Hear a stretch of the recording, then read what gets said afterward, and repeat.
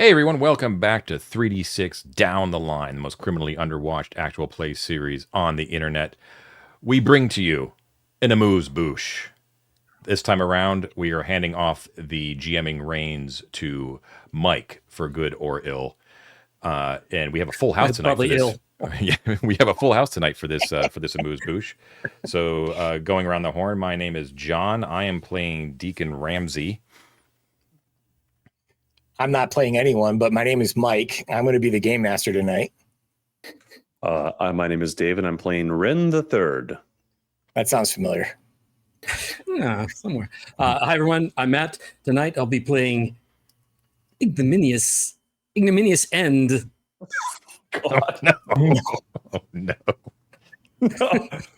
All right, wrap the show. We're done. What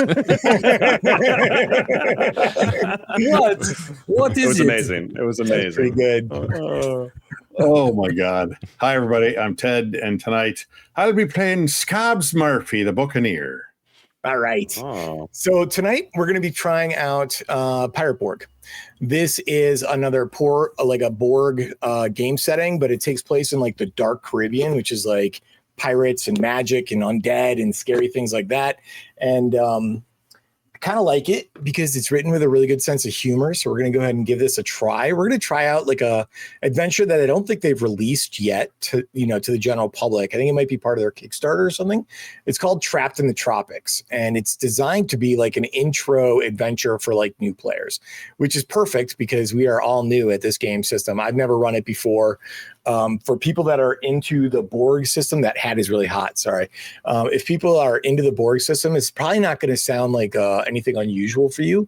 But for me, it was like a real learning system. It seems like it's a very rules light game system. And we're going to kind of like illustrate some of the rules as we play through and just make the assumption that no one has ever seen them before. I know John is very experienced with it. They have the company that produces this game is called Limithron, and it's published by Free League, which I'm sure a lot of people are familiar with. This adventure, I think, is part of their Kickstarter, which is active now, and we're going to have a link to it in the description of the video down below. And it's called Down Among the Dead, so that's like pretty evocative right there. And we actually met the publisher, Luke. You guys remember him from Gary Con? Oh, yeah. Oh, really nice. Yeah, I had like a huge nerdy conversation with him about the HMS Victory. It was like I listened to this conversation. Yes. We're like bowsprits and cannons and cannonades and all kinds of cool stuff. So he actually got to go see that ship, I think, in the last couple of months. So I got to catch up with him about that. Yeah. Definitely like one of the nicest guys we met at Gary Con. Just like a really cool, genuine dude. Super nice. Yeah. He hosts like a gaming thing here in Colorado, which I've only ever had time to get to one time, but I had a blast. It was a lot of fun. So that's actually the adventure he ran for me. But you know how in depth on system I am, so I was not really paying attention to the rules. But I had a good time anyway. So now we're gonna do that. So anyone out there who knows the rules better than me, please be kind in the comments because I'm just learning. And we're gonna start in media res, guys. And I'm just gonna kind of give you a little bit of background of your characters, and then we're gonna introduce all the characters. So about a week ago, in the pirate town of Tortuga, your ship, Matt, what's your character's name again? Captain Ignominious End. That's right. You were hired. Your ship was hired, the Wharf Rat, which is a 14-gun sloop, which I'm sure you know all about.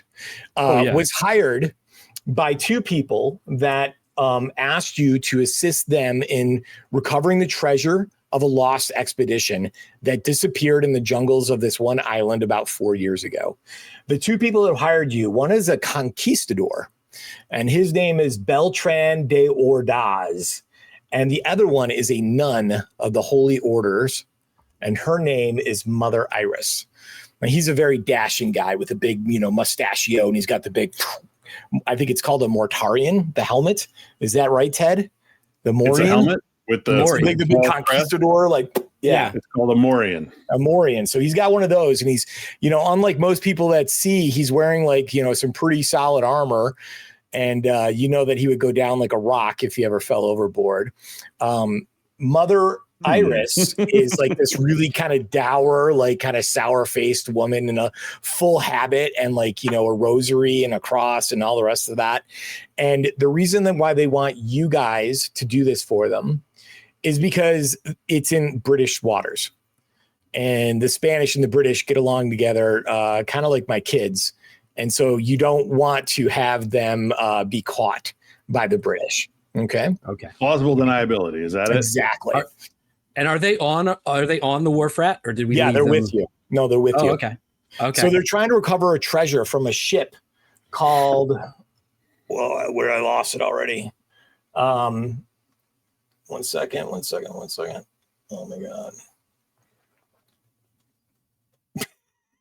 Okay. It's a really cool ship that has disappeared, and I'll figure it out in a minute. In any case, the way we're going to start is that you guys have found the island. It is called Eel Island. When you were approaching it on the wharf rat, you hopped in the dinghy of John's character, Deacon Ramsey, with his dinghy. The Folly. That's the name of your dinghy? Yep. I named it. Any pirate worth his salt names his dinghy. That's awesome. All right, so you made your way to Eel Island on the western coast. You went into the jungle. You were exploring, and all of a sudden, you notice a party of redcoats, and they noticed you as well, and they began giving chase. You guys decided to beat feet back to the back to the wharf rat. And as you're being pursued in the jungle, that's where we're going to start off. John, do you want to give us a little bit of a description of your character?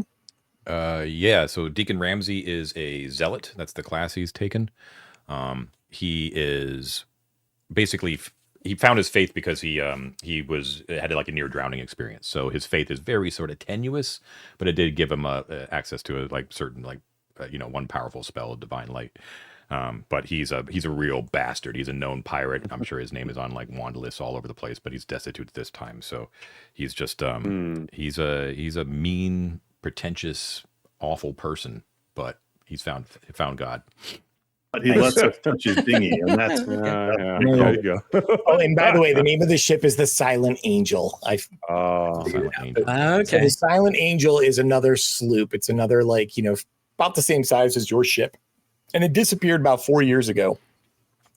Since then, the Conquistador Beltran, I'm just going to call him Beltran because I have a hard time with names, Beltran de Ordaz and Mother Iris, they decided that they didn't want to send any more of their troops into British territory because it just never ends up being very well. So Deacon Ramsey, you burst onto the beach from the jungle. You see white sand beaches and palm trees, and the beaches are dotted with rocks. And you turn to your captain, and you see. Oh, you see me. Yeah. You see Ignominious End. He is interesting that we've been hired by a conquistador himself, because he is also wearing a Morian. And also he's dressed in very, very fancy garb.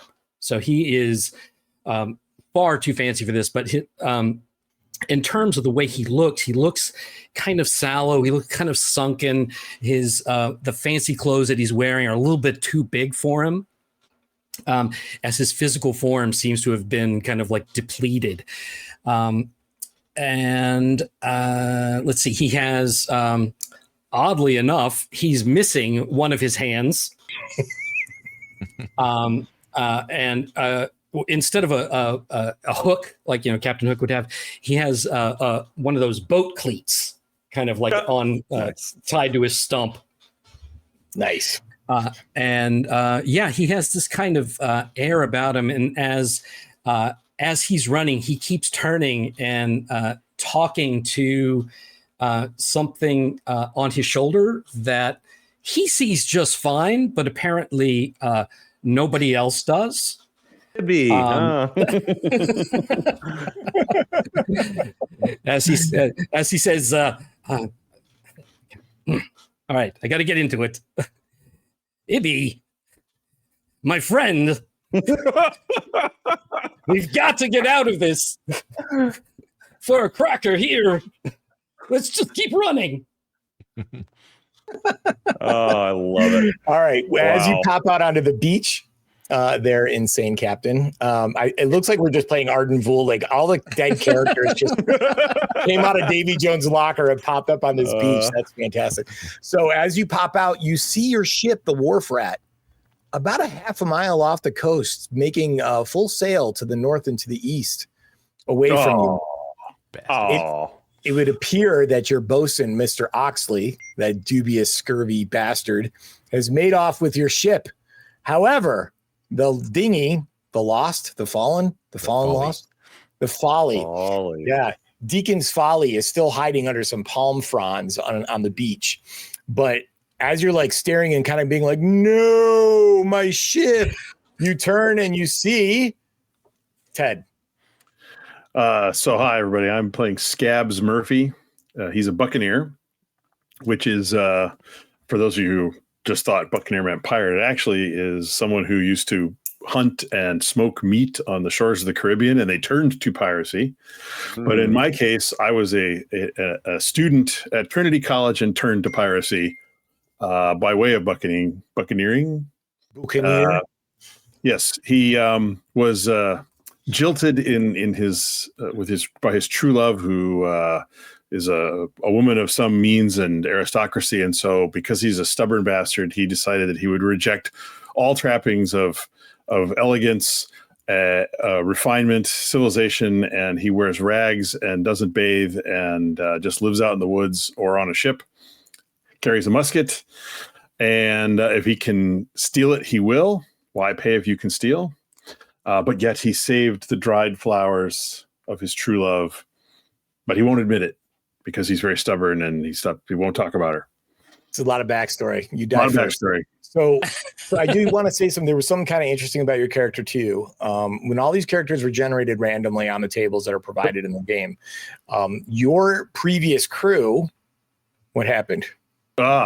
Yes. So the Wharf Rat is not my first billet. I previously served on a different ship, and all of my crew were killed by the undead. I am the only survivor. So here's the cool I and thing, my right now, bicorn hat. because this is an intro adventure. Like we're going on the assumption right now that the undead are not widely known and the supernatural is not widely known. So you keep telling people that zombies came up from underneath the ocean. Right. Everyone's like, woohoo! And It's your crazy as a little- captain. Yeah, you're crazy ghost bird. Like everyone's like, yeah, captain's a little bit nuts. All right, so Scabs Murphy comes running up and you're staring at the ship, and then you notice that the sounds of pursuit behind you are getting much louder, and you hear the clattering of muskets through the underbrush, and then you turn to your last friend, Rin the Third, Yes. and you see What was the name of our ship swain? What was the term? The guy who stole our ship? the bosun, The Bosun. bosun. What was the bosun's name? Mr. Oxley. Okay, so I think Rin the Third is wading through the water, and he says, "Oh, don't worry, boys. I brought us lunch." And in his hands, he has 2 rats. I said, I made sure to get him before old Boxley went off with the ship. He said he had somewhere to go, so I jumped over to meet you. But Rin the Third is a rapscallion. A rapscallion is, it seems a very classic pirate, but just kind of like a dirt bag, poker cheating, backstabbing type. My background is a harlot. Who I know we did roll these characters, and yet we all seem to have fallen into type here. A harlot who abandoned the military. I'm just going to say it to you because they're fun features, but I'm not sure who knows it. My favorite meal is rats, hence the rats. Hey, me and- too. You and I. Hey, I give you one of the rats. Don't get invited to the captain's table. That's for sure. I have again. I rolled this character. I'm a backstabber, so I take any opportunity I can to betray people. And lastly, I know every tall tale ever told, and I make sure everyone else knows. I know them. So that's the gist of Is that your rapscallion unfortunate limb. incident? That's Yeah. perfect. All right. And guys, just so you know, we're going to have like a unknown number of crewmen with you. It's not just the 4 of you, but I'm going to leave them in the background until you guys start dropping or something bad happens that might preclude you from continuing on. And then we'll just pull the new NPCs from the rest of the new PCs from that group. All right. So as you guys are going, we're going to just go ahead and you guys are not shocked, but you are dismayed to see an entire platoon strength unit of redcoats come clattering out of the jungle. You see 8 soldiers and an officer, and the officer points his sword at your group and says, "There they are, men, bring them to heel." And they begin to attack. And we're just going to go ahead and roll initiative. Initiative in this game is super simple. One of you guys just say John, roll a 6-sided die. 1 to 3 is me, 4, 5, or 6 is you guys. 4, so us. All right. So for those not familiar with the Borg combat system, basically, I don't roll any dice, which I absolutely love. This is fantastic for me personally. So what's going to happen is each of you guys gets to roll to attack. You do your damage, et cetera, et cetera. When it's their turn to attack, you're going to just automatically assume I'll declare who gets attacked, and you're going to roll a die for defense. If you're successful on your defense roll, then you don't take any damage.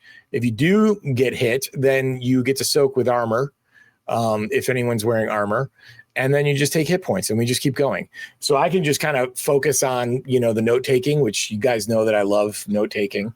And What was the name of that ship again? Your name of your ship is the Wharf Rat. No, not ours. The one that was lost. I was giving you shit. Oh, that was the Silent Angel. That was the Silent Angel, asshole. He did it. All right.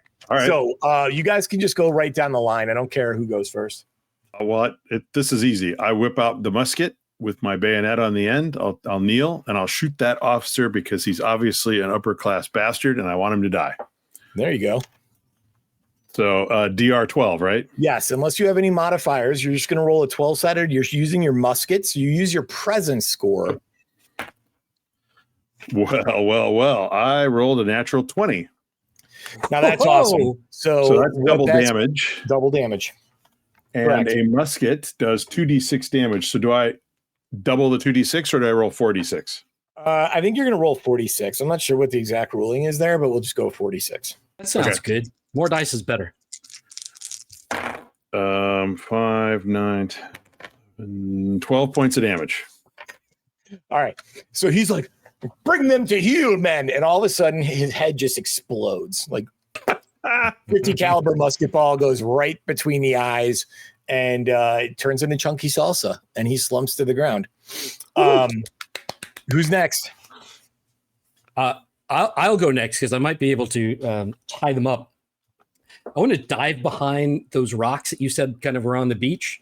Sure. And whip out my blowgun or my blowpipe. And I'm going to shoot one of I guess only the soldiers are left. Shoot Sure. one of them with let one me of my. differentiate some of the soldiers just so you can make a good choice. You see 4 of them carrying muskets, and the other 4 of them are just basically carrying cutlasses, and you don't see any missile weapons on them whatsoever. Starting range, we're going to say, is about 30 feet away, so you could move up to them this round, but you don't get to move up to them and attack if you're doing like a melee weapon. Nope. I'm blowing a blow dart at them. And what's the range of your blow dart? Does it say? It doesn't. It does not say that. So I'm going to say that it just goes that far. I'm going to say it does. Go ahead. Because that's more fun. And I do not roll to hit with one of those. Okay. You do have to roll a dice. You have to roll a DR12 test with toughness, or you must attack the closest creature to you for D4 rounds. Nice. And are you doing it to the gunner or to one of the soldiers? To one of the guys with a sword, so he'll cut down the gunners. Gotcha. He fails it. So you go thunk right into him. Do you want to set D4 rounds? Yep. I'll roll Go it ahead and roll here. for me. That is 3 rounds. 3 rounds. Okay, I'm making notes. All right. Thank you. Who's next? Rin the Third, who only has a melee weapon, will shout wildly, you dirty redcoats, and just start sprinting at one of the gun-toting pirates. Okay, you're going to get to move up to them, but you are not going to get to attack this round. Okay. All right. Do you run up just like a crazy wild man, or more like a harlot? There's some room for interpretation here, because I rolled rags and cavalier as my clothes, so this may be a very Les Mis style situation. Singing and But why don't I charge and do a couple dervish twirls in the midst of it to throw them off? Very good. I love it. Fight on the beach suddenly turn into a scene from Moulin Rouge. That's right. All right, John, I think you still have to go. So I'm going to slide through the sand until I am behind the folly. Like, you know what I mean? Like, so I'm going to kind of take cover on the ground and then just pull up my flintlock pistol and aim at one of the musketeers. Got it. Okay. Fire away. I got 18. Nice. For 5 points of damage. Okay. You put one right through his heart. Nice. Right below that kind of like the gold. What's that thing called, Ted, that they wear, the redcoats wear? Kind of looks like a gorget. Is it a gorget though? It doesn't go around their neck. It's like the symbolic one. It's called a gorget. It is a vestigial remnant of the original gorget, and it's just a little brass plate, but it's called a gorget. Well, it does not stop a bullet. So that guy dies. Always enjoy killing my fellow countrymen. No, there you go. All right. Now that was everyone's turn. It's their turn now. Officers down. One soldier is going to be attacking. I'll just roll randomly to see who he attacks. And I guess I will have to roll an attack for that dude. So let me just see what he does. He is going to hit DR 13, and he is going to. Don't we do the agility test? We roll the attack. No, so this is the guy that's attacking his friend. Oh, right. Poisoned by Matt. Gotcha. Yeah, the one who got poisoned by Matt. So that guy, and I'm not going to sit here and roll agilities back and forth. It's no fun for me to roll. So I'm just going to say that he does a D6, and he's going to hit a gunner, and the average is 3, so he's going to drop a gunner. Nice. Okay. All right. Now there are still 3 soldiers and 2 gunners. The rest of them they're going to attack each of you guys. The 3 soldiers will run up to your position, but not be able to attack. Okay. One will engage with David. So 2 soldiers are going to run up and engage with you guys. Just remember, I charged the gunners, so that's who I'm in front of right now. They were all in a clump. They were all together, okay. Right? So they were in a unit formation. So one guy's going to stay to engage with you. 2 are going to go past you to engage with your party. And the gunners are going to probably... Now they have bayonets. They're actually probably going to just try and... one will bayonet David, and one of them will shoot at the captain. There's no rules for changing weapons, I'm assuming. I'm just curious. There might be, man, but you can just change weapons. Don't worry about it. You can do it as part of your movement action. Sure, just set me up to fail, Mike. I get it. So I would like, John, you're going to be attacked by, we're going to say Soldier 1. Go ahead and roll me your agility check. Okay. I got a 16. No problem. You dodge out of the way of his cutlass. Ted, you're being attacked by Soldier number 2. This is a melee attack? Yes. Okay. I'm afraid I failed that roll. Okay. So he is going. Do you have armor of any sort? I have rags and a bicorn hat. That would be a no. So you're going to take 4 points of damage. I have died. You have not died. I hope he did. Did you? Did you really? Wait, No, you have a devil's luck. You do have a devil's luck. Would you like to use your devil's luck? Come on, we gotta kill someone in the first session. This is what it's all about. Yeah, let's see. So lower damage dealt to me by D6. It's probably the way to go. I think under the circumstances, I might as well use it. Yeah. Yeah. You use it or die. I mean, I will use my devil's luck, and I rolled a 4. All right, perfect. So you just barely get out of the way. You do pick up a really cool, gnarly scar wherever you want it to be. David, the last soldier, is going to be attacking you with his cutlass. Okay. What do you want me to roll? Roll a d20? Yeah, you roll a d20, and if you have an agility bonus, you add that on there. Cool. And you're going for a 12. I got a 16. Okay, so you dodge out of the way of too that. charming to attack. But there is another guy attacking you. He's one of the gunners is going to try and spear you with his bayonet. So go ahead and make another agility check. Oh, oof. 6, 7. That's an 8 hits. An 8 will not do it. So luckily for you, the bayonet only does a d4. He does 1 point of damage to you. Do you have any kind of armor? I do not. Okay. All right. Armor is pretty rare in this game. I mean, leather tunics are kind of like the intro armor. And then you, Captain Iggy End.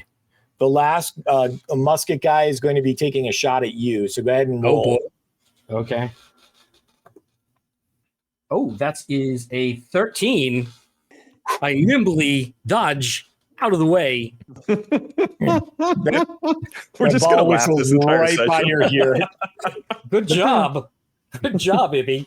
The ball goes right through your spectral ghost parrot and just doesn't do anything, but it was that close to your head. All right. That is the end of the round. Now, I don't remember if we roll initiative every round, but I like doing that. So we're going to go ahead and just have Matt roll initiative this time. All right. I roll a 4. That's us, right? So I guess we get to again. I'm gonna just give you something that's going on. Is you hear and you smell something awful clattering through the jungle towards the beach. Worse than me? Yes, worse than you. Actually, Scabs, you recognize the smell. This is the precursor of what happened to your last boat when the pestilent bodies of the dead rose from the ocean and scrambled over the gunwales of your ship and slaughtered the crew. Ah, Ailadi. This is terrible news. I smell the dead. They approach. And now you're Scottish. I love it. I don't know. Don't worry about it. But it is your turn still, guys. So the only enemies you currently see are the British. There are 2 gunmen. There are 4 soldiers. 1 soldier is like toxically controlled by the captain. Nice. And one of the gunners is in melee with David. Mind if I go first? Go ahead, bud. Go ahead. I'm gonna turn to the guy who just bayoneted me and say, "Did you ever hear the story of Pink-Eyed Patrick? Well, I'd have told you if you didn't attack me. I might have even showed you." And I'm gonna attack. Oh my God. Fate worse than death, bro. You don't have a dinghy. What are you talking about? That is going to be a cutlass attack, which is a D6. Okay. I'm gonna roll a D12 rating to hit, and I have an 11 plus 0, so I miss. Oh. Wait. You rolled a D20, correct? I did, and I got it's DR12 is what I meant. Okay. You said I'm going to roll a D20. I rolled an 11 on a DR12. Sorry, and do not have a strength bonus, so I assume I do not have any additional attack bonus on. Not unless some of the character classes do give bonuses to certain kinds of attacks. No, I'm not backstabbing. That'd be the only thing I could do here. So okay, alas. So you miss. Rin 3 just as effective as Rin 2, baby. Oh yeah. Wait till you meet Rin 4. All right, who's next, please? He's right over there. I'll go. My feature as a buccaneer, which I rolled randomly, is fixed bayonets. So my musket has a bayonet on the end, and because I'm a buccaneer, it only takes me 1 round to reload. And with my bayonet, I can attack and reload in the same round. So wow, it's pretty sweet. I don't know actually how this mechanically works, really, but I'm going to just take it, and I will reload my musket whilst stabbing a cutlass-bearing British imperialist pig dog. And I rolled a 15, and a bayonet is D4 damage, and I rolled a 1. Okay. That's not going to do it for those dudes. So he is going to take a hit and then go down to. I made him sad regardless. You did. You gave him quite a bloody smear on his raggedy shirt. Okay, Matt. Right. I'm going to use my blowgun again. This time, I'm going to shoot a sleeping dart at the musketeer who shot at my bird. This guy rocks. He's our captain for a reason. Well, you learn a few things. So you roll again, and you roll for the sleeping darts. It's a toughness test. DR12 toughness. No problem. I rolled a 4, so I'm not going to worry about the rest of it. So this is one of the gunners that you were shooting? Yeah, the guy who shot at me. So he should go down for D6 rounds. He will fall asleep. Yeah, so he's going to go Z. That's for 3 rounds. That's literally what the note says on my notebook here. Z. So he just kind of goes and collapses. And John, I know you still get to go. You're the only one left to go, right? I think so. Yeah, I'm working on reloading my pistol. Okay, so but just for flavor text, as he slumps down, some horrible putrid bodies that are still ambulatory come stumbling out of the jungle right near the redcoats, and also near you, Rin 3.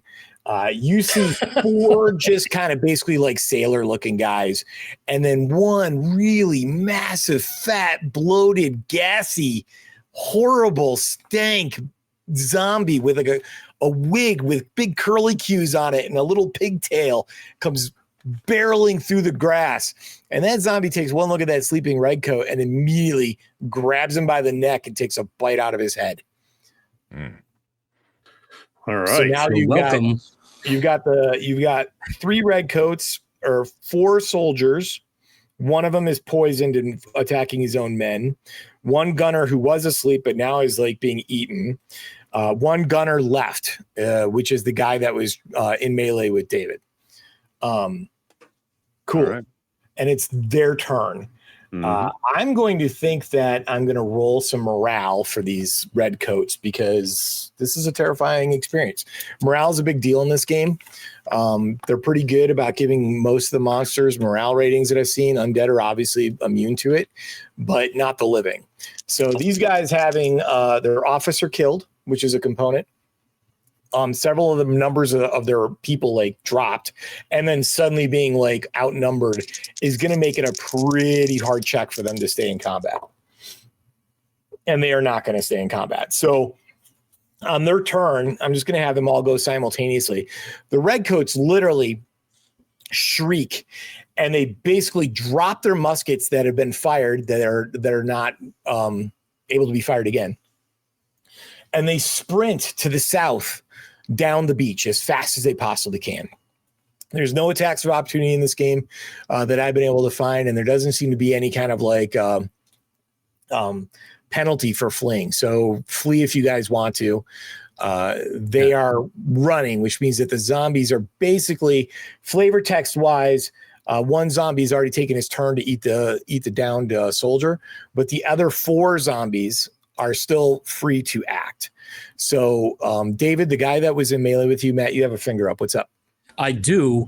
The berserk guy would still be attacking whatever is closest to him. Perfect. So if his buddies leave, then he's going to attack either the big zombie or one of the small, whoever comes closest to him. He's going to stay. Perfect. Thanks. Yeah, I'll remember that. The other ones are all going to basically start stumbling towards you guys. Now, from their positioning, David, you could be attacked by a zombie this round. None of the other players can because the zombies are going to start stumbling into melee with them. Okay. So, David, go ahead and make me an agility check from one of the zombies. That is a nat 20, baby. This is awesome. I'm really glad you did that. So not only do you stop the damage, but you immediately get to make an attack. Oh, riposte. Oh, nice. Nice. I'll look at the zombie and say, have you heard the one about Wordle the turtle?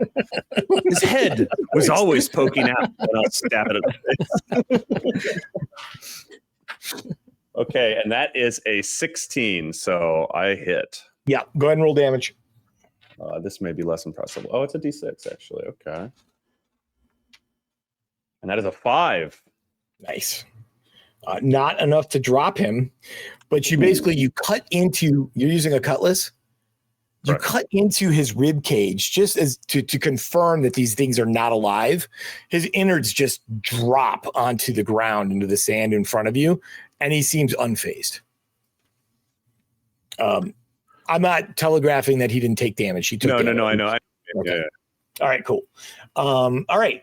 Now the other zombies, Matt, your point about the soldier is a good one. I'm going to go ahead and say that he is going to attack the big, giant, fat zombie. Good choice. He's going to miss wildly. And that was his second round of doing that out of 3. So he's got one more round of that. Okay, cool. Okay.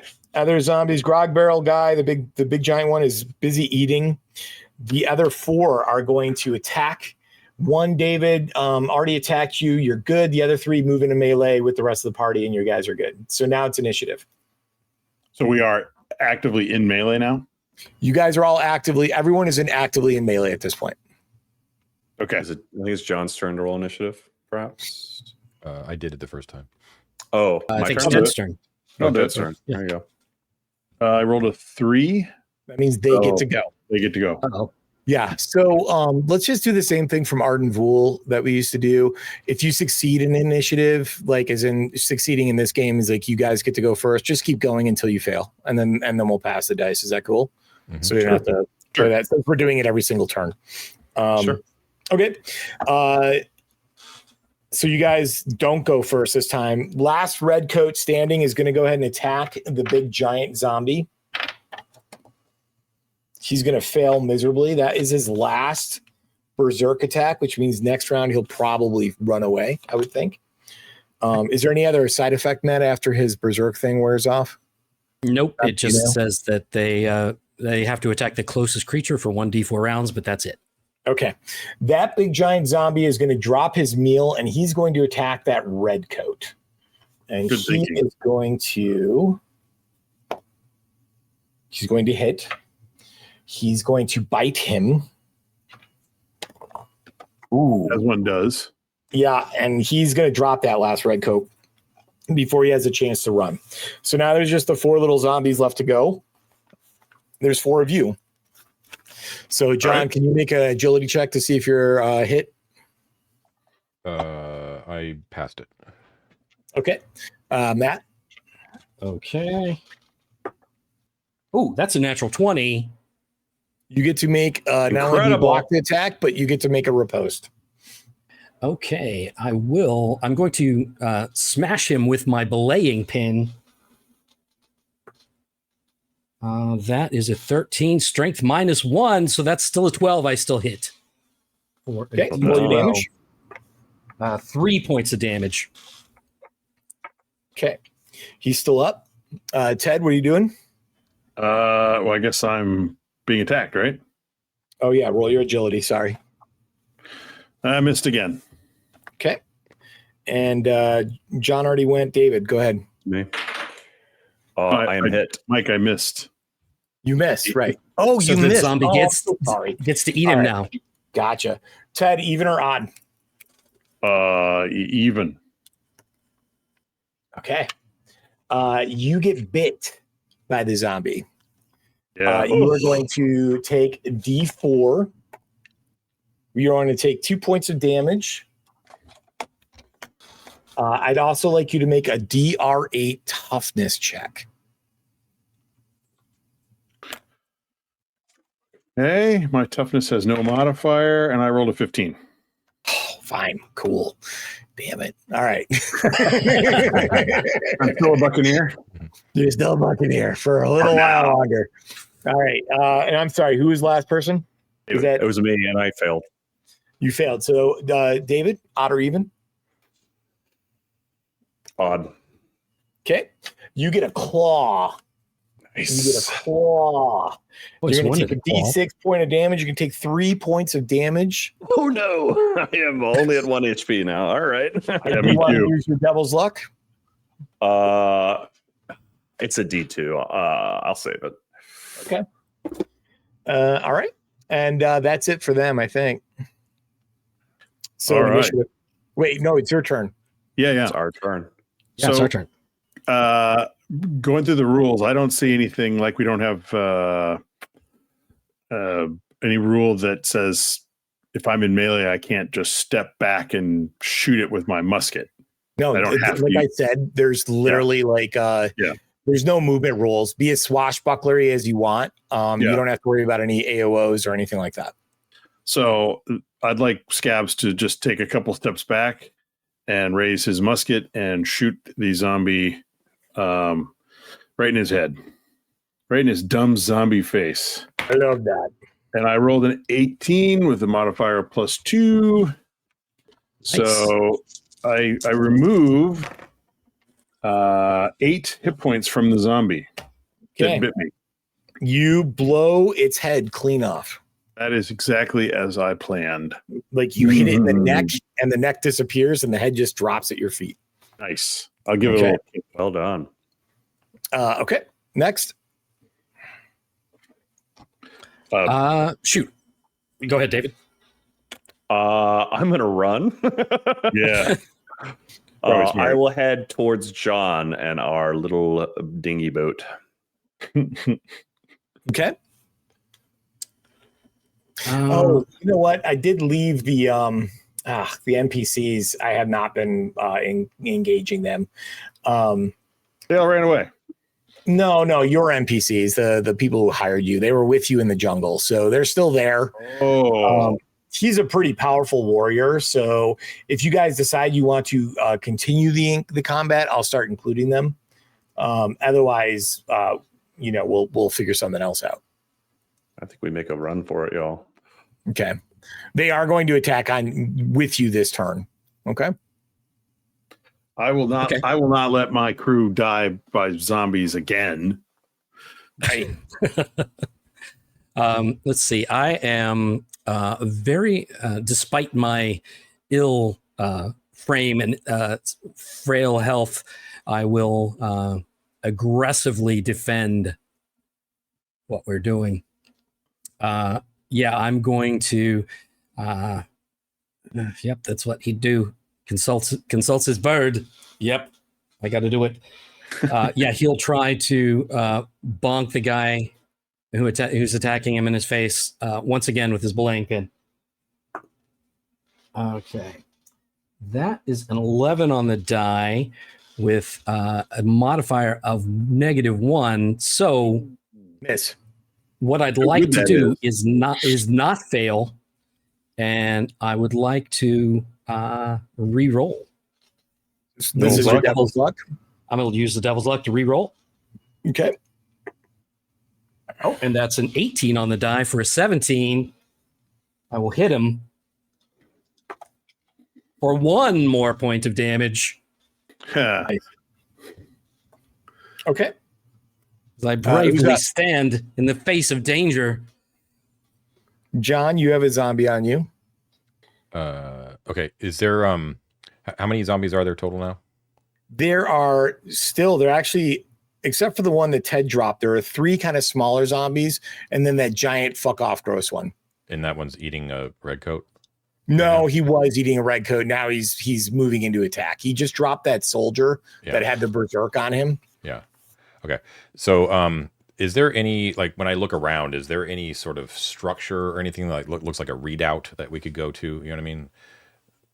No, there are lots of boulders dotting the beach, but unless you want to flee into the jungle or get in your boat and go out to sea, it's basically just a white ivory sand beach that goes north and south along the coastline, with the jungle lying directly to your east, and the ocean lying directly to your west. Now, when the British ran off and they went south along the beach, does that strand of beach look like it was like heavily traveled, like they were going towards a base or a fort or some sort? Good question. That's a great question. Well, you know how in a beach it's like easier to walk in the wet sand, right, than it is in the. So you see, in addition to their footprints, like it's kind of a mix because every time the ocean comes in, but it does look disturbed, as if there have been probably lots of patrols. This is not the first British patrol that you run into on this island. That's basically like you saw them and they started kind of like tracking you. Mm-hmm. And so you know that this is British territory. The undead are a totally different thing. You did not know about those. Right. So, I mean, you disagree with me if you want, guys, but I mean, I don't think we should be following in the footsteps of the British. That'll just lead us right from the frying pan to the fire, right? I agree. If anything, it's the jungle. Do we want to try to push the dinghy out and do it by sea rather than by land?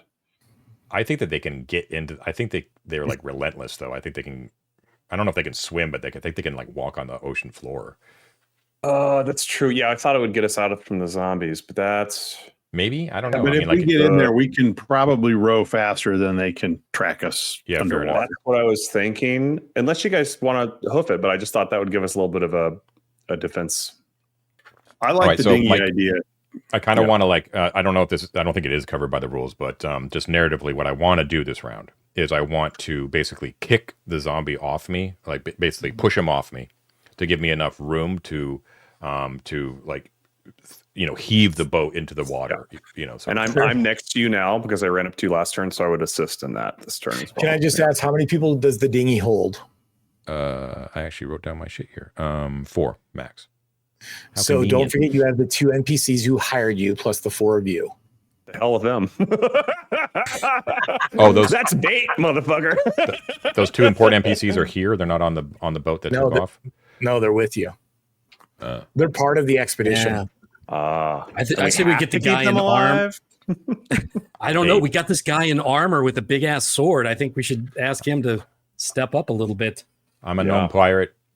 Like, I got no compunction. Like, it's my skin first. So whoever can get in the fucking boat, get in the fucking boat. But I'm going. That's what I'm doing, baby. Yeah. All right. I mean, I love it. And John, I love the flavor of pushing the zombie away, because there is no disengagement or whatever. We're just going to say that's how that works. Okay. You basically just give him the heave ho with your foot right in his like sternum.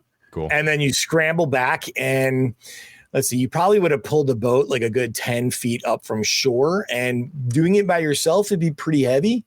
But with you and Rin both doing it on your turn, I would say you can get it to the shoreline right now. Yeah, I'll growl at Rin to like, give me a hand. Okay. Sounds So good. that is basically Rin.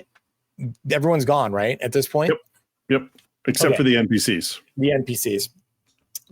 Mother Iris takes out her rosary and she's like, be gone, foul beasts. And she's going to basically do a ranged attack with her cross and rosary against the undead that does a D12 points of damage. Which is crazy. And I should have looked at these guys more carefully before then. Okay, so she actually, one of the zombies is going to get just obliterated in holy fire. Deacon Rams, your eyes go wide as you see this happen, because this is an actual like concrete, outside of your spell that you can do, your divine light spell. You've never seen anyone else actually wield the power of Christ in this way before, right? And she just immolates one of the zombies that was on you, the one that you kind of pushed away, with her rosary. Beltran de Ordaz says, have at thee. And he takes his flintlock and he's going to go ahead and shoot at the giant gross one. And his shot is going to go wide. He's going to basically knock the wig off of that grog barrel. That's what they're called, the grog barrel zombie. Knocks it off, and you see like the court plaster still on the scalp, but some of it comes off with the wig. So now his like skin is hanging down on the side of his head. And that's his round. And then he draws his rapier. Okay. All right. Go ahead and roll initiative for me. David. All right. Roll high. That is a 2, so it is bad. Womp womp. Okay. And I forgot to let them go anyway, but the grog barrel moved up to melee with you guys on his turn. And two of the other ones. They did go, Mike, because they went first last round. Okay, cool. Yeah, So you're doing fine. That big giant gross one is going to basically, as you kind of like wander, it comes up towards you, you hear this awful gurgling going on in his giant distended stomach. He opens his mouth, like unhinges it like a giant serpent, and just vomits like bilge water and rot and corruption, and it's going to hit one of the two of you, Matt or Ted, or the two NPCs. I'll roll a Vote for Ted. I vote for Matt. Okay, Ted, what number do you want? I want the number 3. 3 is the number. Matt, what number do you want? You can't have 3. I want 6. You can't. Four. 1 to 4, Matt. I still want 6. I'm He still wins. It's a pirate. Cheating. Okay, I'll take 4. Okay, and then that being Beltran is 1, and Mother Iris is 2, and it's going to be Beltran. So that guy gets covered. That guy gets covered in nasty, and I'm not going to worry about rolling for anything right there. He's going to take some damage and not feel good after that. There are 2 other zombies left. They do not take any kind of morale rolls, so I'm just going to say that since Rin and Deacon Ramsey left you guys in the lurch, Captain Iggy, make me an agility check for your defense. All right. Okay, that is not good. That's a 7.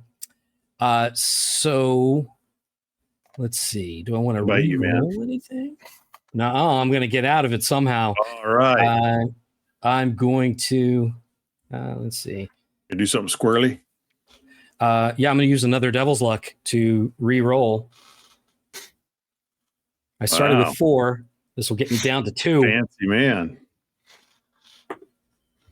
And that's a 15 agility -0. I'm good. Nice. And just so everyone knows, Devil's Luck is like it's an expendable token that you can use. And it allows for basically a bunch of effects like this. Like you can use it to re-roll a die, to reduce some damage, to make a check that you wouldn't have otherwise made, and you actually get it back. So you start usually with D2 to D4, and then when you do a long rest, you get back a certain number that I don't have right in front of me. Roll the D2 or the D4 class. Yeah. You can neutralize a crit or a fumble. You can lower a test on a DR by like 4. So it's pretty useful. So managing that is just another part of the game, and probably increases your survivability. It definitely made me be alive right just then. All right, Tettles, what about you? Make your agility check. Agility check. Oh, I just made it. I rolled a 12. Nice. Okay.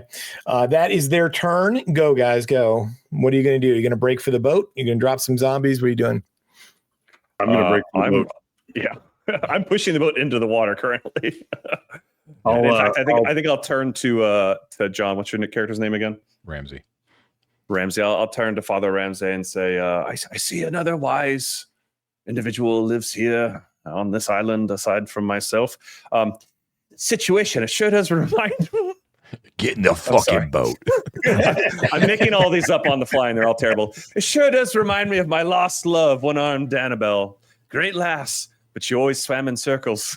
I slam an oar into his fist. Nice. Okay. So you guys basically are going to flee, like Ted and Matt, you're fleeing for the boat? Yeah. Okay. I think the NPCs are also going to be fleeing to the boat. You know what?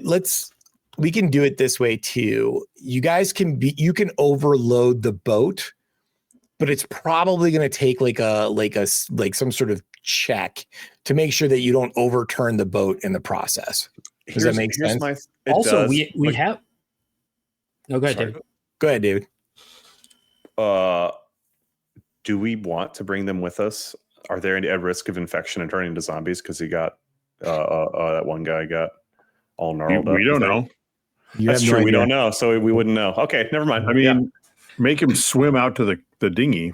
He's in full plate, by the way. He's like, we're not going back for him. I think he's like full plate. I think the sister can swim, but I think I'm not turning around to get plate mail, dude. Right? I mean, they're all making their way to the boat right now, so everyone's going to make a way to the boat. So either we're going to have like some sort of like check or even a melee at the boat with the NPCs, or you guys can try to get everybody in the boat, and then it's just going to be kind of like not a super hard check, but maybe a DR8 check just to make sure the boat doesn't overturn. Sure. My Well, pitch, which we can ignore, but my pitch was that because John and I were already at the boat well ahead of them and pushing it out, that we could push it to a distance in the water that only people who could swim would reach us. At which point, the plate mail guy would be moot unless we went back for him, but Ted and Matt could reach it to us. Now, we don't have to do that, but I'm just throwing that out there if we don't want to worry about the toppling the boat. Well, here's an important question. John's got his finger waggling. He's been waggling longer than Ted. Go ahead, John. Just real quick, I just found the thing about the crew, like the rule, if you care to use it, Mike, the ships can carry double their max crew for short distances less than a day. Perfect. Okay, perfect. Okay, that's awesome. Let's all get on. So I still want to ask my question, though, which is that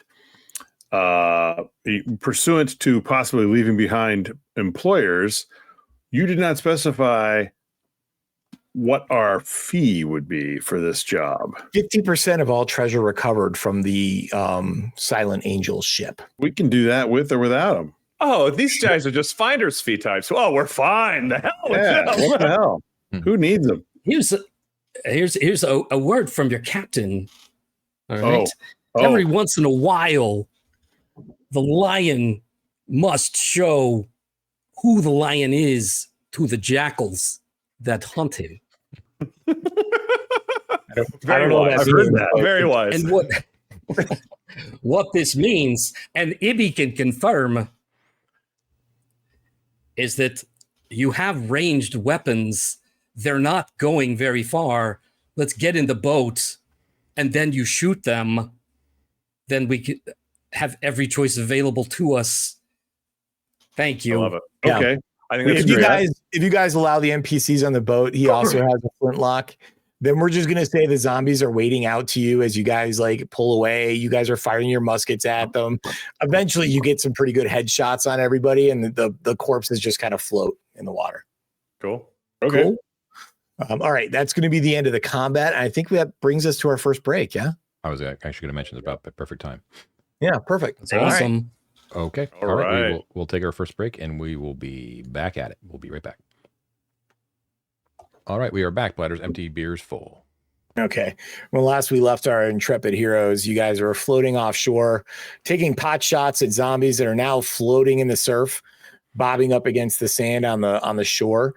You do see, just from where the bodies of the redcoats dropped and the other zombies, that there's some muskets and ammunition and some, swords that are lying there. So, are you guys going to stay in the boat, or are you going to go loot the bodies? All right. Well, I think we need to get off the boat in order to find the Silent Angel. So we might as well go back to the beach and loot the bodies. Yeah. So one thing I'll tell you is while you're go ahead, Matt. Yeah, I was going to say, as your captain, before we do this, I can check the immediate area, like right on the other side of the beach, like right with the jungle, to see if there are any more of those things, if it's safe to go looting, or if they're going to be more piling out. Point of order. We don't actually have a ship anymore, and this dinghy belongs to Deacon Ramsey. Are you, in fact, still the captain? Let me tell you a little story. I haven't shot a man since 1784, but I'm willing to do it again. Now sit tight. I'm going to ask my bird. I'm going to ask my bird to go check out the area right off the beach to see if there are any more of those things. And he concentrates. He's going to cast a spell. Cast clairvoyance. He offers a treat to his bird. Please go check those the forest right off the beach there. Tell us if there's anything dangerous right over there. All right. Now this is actually kind of interesting. So Matt, you have looked through the rules on how to cast these rituals or spells or whatever they are, right? Yes. So the way this goes is I ask the spirits a question about an adjacent area. Mm-hmm. And the answer might be true. It might be a lie. I do a test of spirit to determine if it's the truth. Okay. If you're telling the truth. Also ways to do this ritual that make it easier to accomplish, right? So if you are taking your time to do it, you could literally, I think, spend like an hour or something like that to do it, to make the difficulty go down significantly. So Oh no, screw that. I want to do it right now. Yeah, if he's Okay. going to sit on this boat and do a ritual for an hour, I'm going to distract him by loudly sighing and complaining. And Yeah. It's That is not literally in my like, plan. even just taking a minute to do it will reduce the difficulty rating by 2. Okay, I think a minute is enough time to like while they're paddling back towards shore. Yeah. Mhm. I'll take a minute. Okay. Okay, so this So is go ahead and give me your question then. a spirit test. Oh, my question is, are there any more of those things in the jungle immediately off this area that would make it dangerous for us to go onto the beach? Okay. Are there more of those things right there? And I will do a spirit test. I have +4 to spirit. Nice. And I rolled a 19, so I killed it. Right. It's a 23. It doesn't take your ghostly bird very long to help you formulate the answer that yes, there are other zombies on the island. But it doesn't specify where. I do want to kind of describe the island. When you guys are maybe, let's say you're 100 yards offshore, which is probably actually being pretty generous. When you look and you're on the western shore of it, when you look to the south, you can see that the land is flat. The jungle continues on, and that wide stretch of white sand continues around to the south. You can still make out a little bit the figures of the redcoats. Just still, now they're kind of like quick marching down the beach, right? You can still see them. In maybe like directly to the east of you and maybe just a little bit to the north. Calling it a mountain would be overly generous, but there is a very high hill, which is the only high point on the island. And the jungle basically continues to go all the way up almost to the top of that hill. And then past it, the land drops again and continues to stretch along north.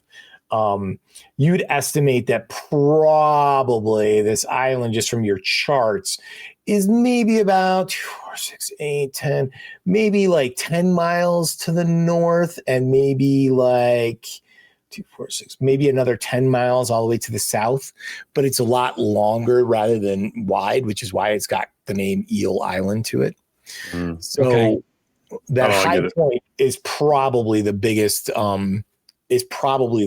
landmark that you can see. It would give us a great advantage. Sorry. Yeah, to be able to look around. Yeah, I agree. How long do we think it would take us to, like, if we look at that hill, traveling through rough territory, how long do we think it would take us to get there? Is it like an hour? Probably not more than 3 or 4 hours. Okay. Yeah. I mean, the island itself is not very big. The big thing for you would be going through the jungle, and I assume taking your time. Yeah. So, Ted, like I said, it's not. This is now Mount Marcy. Like, you're going to be going up the hill. It might be like 300 or 400 feet up off of sea level, maybe. Remember though, we're all like, we got scurvy, and we got we haven't been on dry land in a year, and it's true. We're not outdoor hiking types. So as we paddle back in from the short distance we went out, I want to hook some of the bodies of the zombies and bring them to shore as well. And I say, gentlemen, we've got wealth here in spades if we burn these undead corpses. No, you guys don't know about Ash yet. Oh, we don't. Starter adventure. Bummer. Okay. Oh man, Alex. I was getting really excited. I have another question then. What's the deal with the Silent Angel? Like, where are we supposed to find this ship? Yeah, I was going to turn. All they know is that it was meant to go to this island. The last record they had was that it was expected to arrive within a certain number of days. I don't remember what that is now. And then that was what it, and then it never was heard from again. So they're not entirely sure what, where it is on this island. And you guys have only seen a very small part of the island. But there had been a big storm right around that time. It could have just sank, and this is a goose chase. It's possible, but I mean, he said that it's loaded with bullion, and if by finding it, I mean, even you guys are only a few days out from Tortuga, so outside of losing your ship, which was unfortunate, this feels like a very easy way to check it out and possibly make a lot of money. But like, I'm gonna go ahead, John. Sorry, the island itself, is it claimed by the British? Is that a known thing? Is it known that is there a settlement on the island? Is that known? No, not that they know of, but some islands nearby are settled. So, so what is the reason why the ship would ever want to come to this deserted island? They get a little cagey when you ask that question. This is the first time you're asking them that question. They say that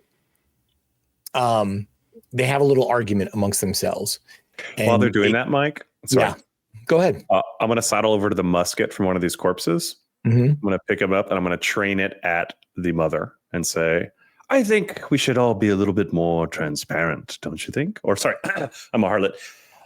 Let's find the voice. I think that we should be a little more transparent, don't you think? In fact, have I told you about the ghost that used to haunt me? Quite transparent, that one.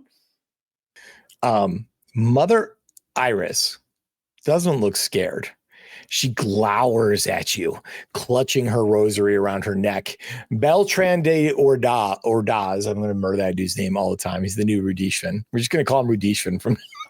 There you go. He steps in front of her. He steps in between you and her and the musket with his hand on his rapier and the other one on his flintlock, which he has had time to reload. And he says, you, sir, are no gentleman. And if you do not lower that weapon aimed at this most holy woman, I shall have your guts for garters. I'm afraid you didn't hire us to be gentlemen. Thank you very much. And I keep it trained on him. But now I'm aiming at his face. That's quite true. Yeah. And I'm gonna look at the other guys like, eh? Yeah, So about the boat, what's it for? I'll lower my musket to point at him as well. I think it's time for some answers. We've had the undead rise up from their graves and verily vomit upon you and rip my bones and my flesh, and I don't like it one bit. I love it. You were a Scot an hour ago, and now you're like a Nick. This is irony travels around. These accents Beltran's rapier slides about 6 inches out of his scabbard. I pull the Mother trigger. Mother Iris puts her hand. Shut up, David. Mother Iris puts her hand on his shoulder, and she says, "It's true that the bullion aboard the ship was not the only treasure. We seek a map. We seek a map that was on board, and also possibly an artifact of great holy relevance that would mean nothing to such scurvy scumbags as you." That's true. The mouth on that holy woman. Oh, Well, I'm. Go ahead. Sorry, John. Is there a natural harbor known? On this island? Yeah. You kind of are in the only shallowed out area that would be protecting from like a storm from the north or from the west. But you guys know that most of the storms from this area have a tendency to come from the east. So far, one of the reasons why Eel Island is not heavily settled is that there's beaches. There's definitely places that you could anchor and bring boats ashore. But if there was like ever any kind of real blow, your ship might be screwed. But as far as it goes, here's like another- this would be like the leeward side of the isle, right? Like this for what it's worth, this would be the safer side, the western side. You are on the western side, but I'm kind of saying that, from Mike, I mean, most of the storms would probably come from like the west and from the south, kind of blowing up through when you picture like the hurricane tracks from like real world, right? Yeah. The Caribbean island is kind of like this, right? Most of the storms come from the Atlantic and bounce up the east coast of the United States, coming right? from the east, then, yeah. I'm just trying to narrow down like where the boat would be. You know yeah. what I mean? It would be more likely to be here on the western side because that would be the safer side. Probably. Kind of building on that, what's the water like? Because my thinking is an advantage to making it up that hill is I have a spyglass. With this, we could easily see like where the British are located. I could, if the water is clear enough, like if it's that Caribbean, like clear blue, absolutely Caribbean, bright then blue. from up vibrant. there, if that ship sank, I could see it up and down either coast. Wise. Yeah. Let's do do it. it. Let's go up there. Anchored somewhere, you're going to see the masts, and we would all immediately recognize our own ship, a British sloop of war. a Spanish whatever, Yeah, So the I land. like the high vantage point idea, and I'll, after they reveal the extra details about the treasure, I'll bring my gun up. It's like that's an answer enough for me. I'm not going to shoot her. Sure. Now, see, we can all get along if we just communicate. Any known path towards the mountain? No, you're gonna have to make your way through the jungle. Okay. When you loot the bodies from the redcoats, you're going to find 2 working muskets, 2 cutlasses. Tell me what you're going to take and what you're not going to take. I would love a cutlass. And Or an you have one of the officer's muskets. cutlass. The officer's cutlass, I think, is actually a better quality weapon. You might want to look at the stats for that. It's a D8 instead of a D6. I Exactly. shot him. I take his cutlass. And then you also find Fancy Uh, zombie has to have We something. can recharge my ammunition, right? yes, you can recharge your ammunition, and you find 8 silver pieces when you rummage through their pockets. Anything on the zombies?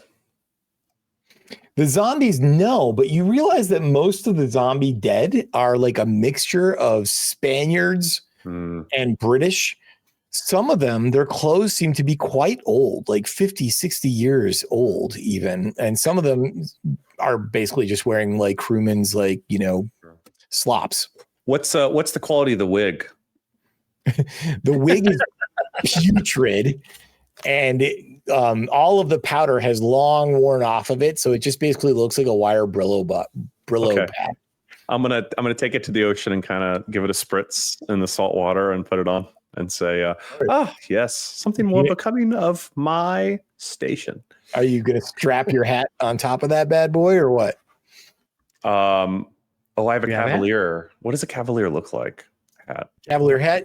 It's like the one with the big brim and the big feather that comes off of it. Oh, Oh, perfect. man. So hat over the wig. Wig's kind of pluming out of the sides. All right. Love it. But And, isn't I, this and, the and I wig start trekking into the woods. Yeah. This was the wig on the zombie. The zombie. Yes. Yeah. That's We're super a giant gross, dude. fat gross zombie. All Do we right. It's see clean. It's clean. Do we see any smoke anywhere? Like No. 360 degrees. And No. per Ted's point, do we see any masts of ships anywhere? Nothing. The only thing you see is the wharf rat now hull down on the western horizon. Okay. Okay. But they're full on leaving. Oh hell yes, they're not coming back for you ever. Yeah. Okay. That's all right. We'll find them and I'll kill them. And you set the remote detonate switch that if it gets more than a mile away, it blows up, right? And that got that Yes. going, Because we want to see it on the horizon. Yeah. All right, gentlemen. So you're gonna make your way into the jungle, I assume, Yeah. at like the Yes. quickest path. Up the Luckily, hill. luckily you have Scabs Murphy, whose experience in the jungle is going to assist you in getting to the top of that island. Pay no attention to me. I'm not rolling for anything here. Nice. Okay. Actually, sorry, Mike, for one small thing. Sure. I also have a spyglass. Before we break the tree line, I'm just going to look at the exposed part of the hill to make sure we don't see anything atop it already. Sure. No problem. Movement and the like. You see a green meadow with like wildflowers on the top of the hill. Aw. Okay, cool. That's like a nice place for a rest. Yeah, you guys don't meet anything as you go along. Although Mother Iris, now that she kind of feels like you're all on the same team again, begins to tell you a little bit about the artifact that she is so excited to get. She says it's called Thoth's Tongue. And I know, is that not like so serendipitous? It is a leather scrap about yay long that curls at one end. And she tells, let's see, which one of you would she like the most? Definitely not David. Clearly me. I'm Definitely not the only David. one who didn't point weapons at her. That's true.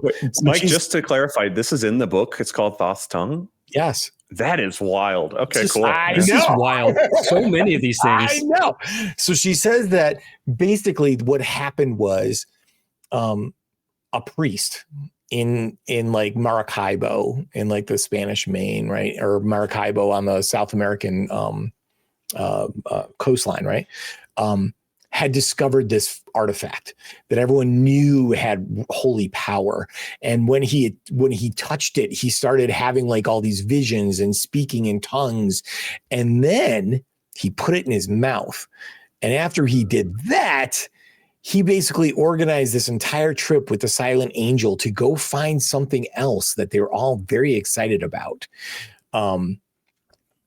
Matt, I know this is going to be kind of a weird thing. I don't usually ask for checks on this, but can you go ahead and make me like a DR12 spirit check?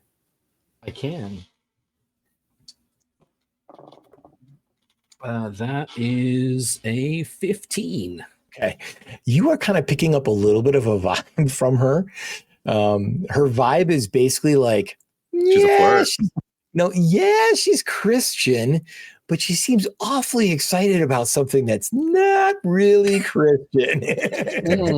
It's just striking you as maybe just a little bit of like a weird tone coming from somebody who's allegedly like in the Spanish Inquisition. She's excited. I knew that I liked her.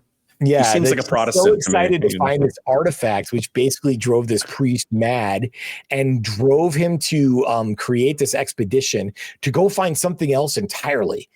And the last point where they had checked in was on this island, and that's why they're here now. Is they're trying to find that artifact and see if it's still with the ship.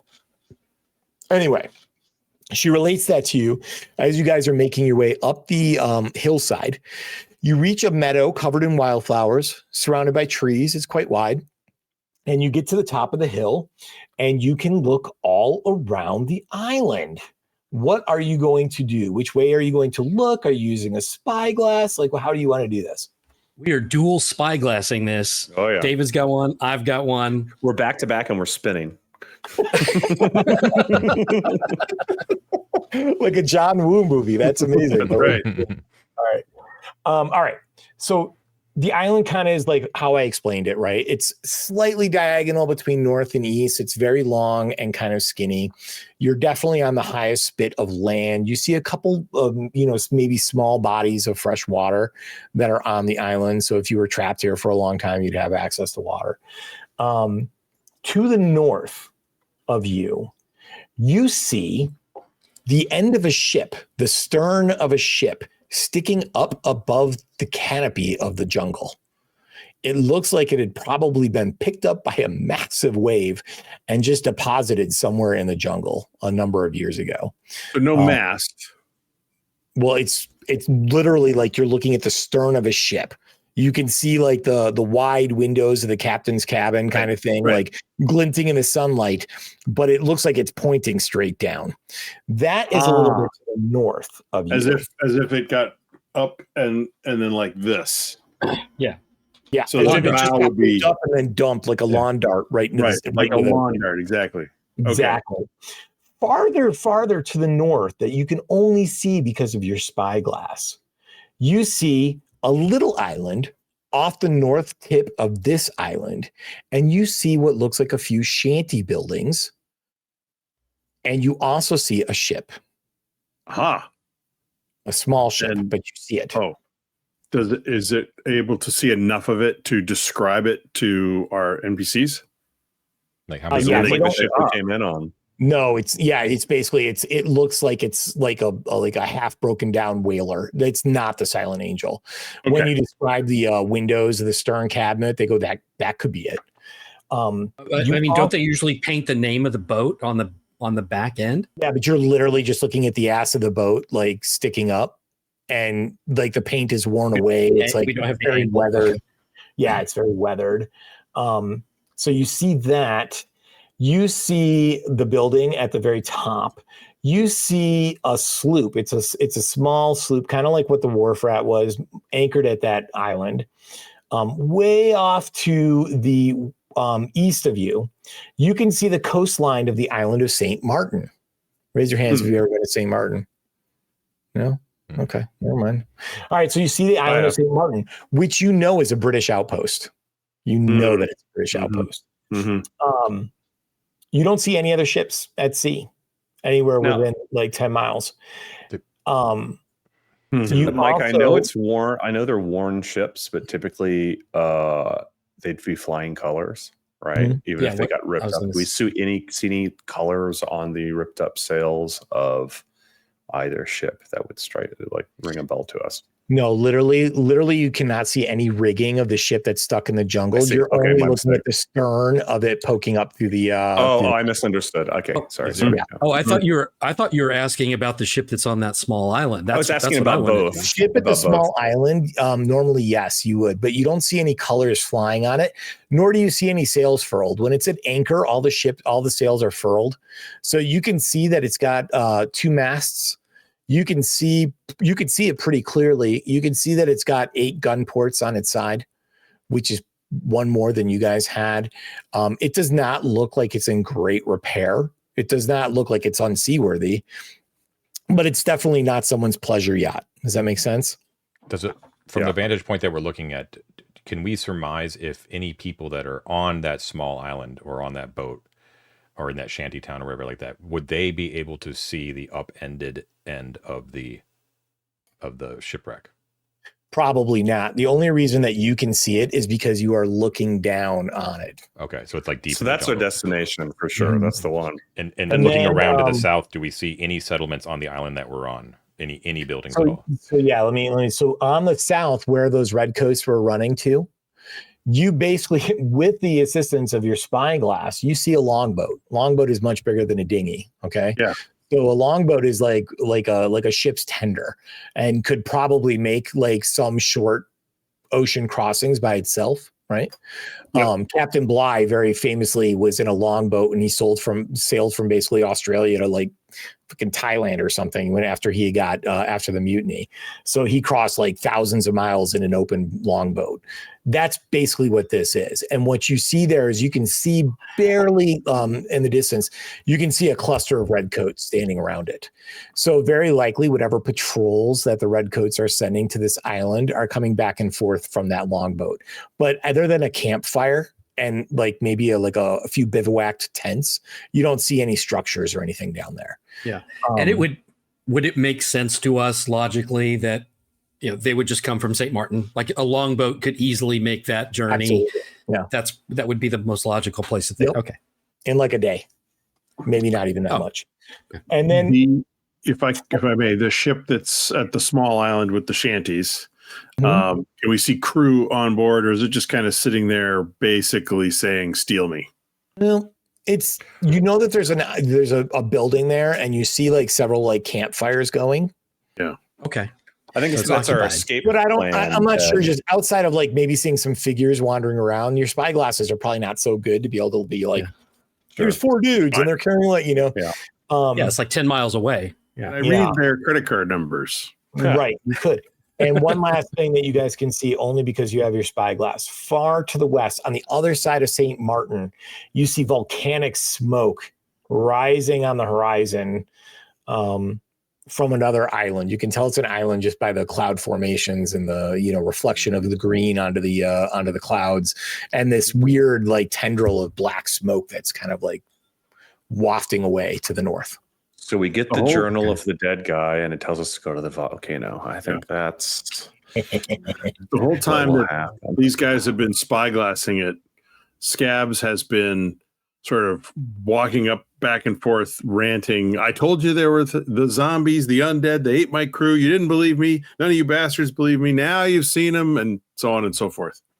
Well, I've heard every tale ever told, so I say, "Oh, I believed you, Scabs." No, in fact, that reminds me. How do zombies smell, even if they don't have noses? Awful.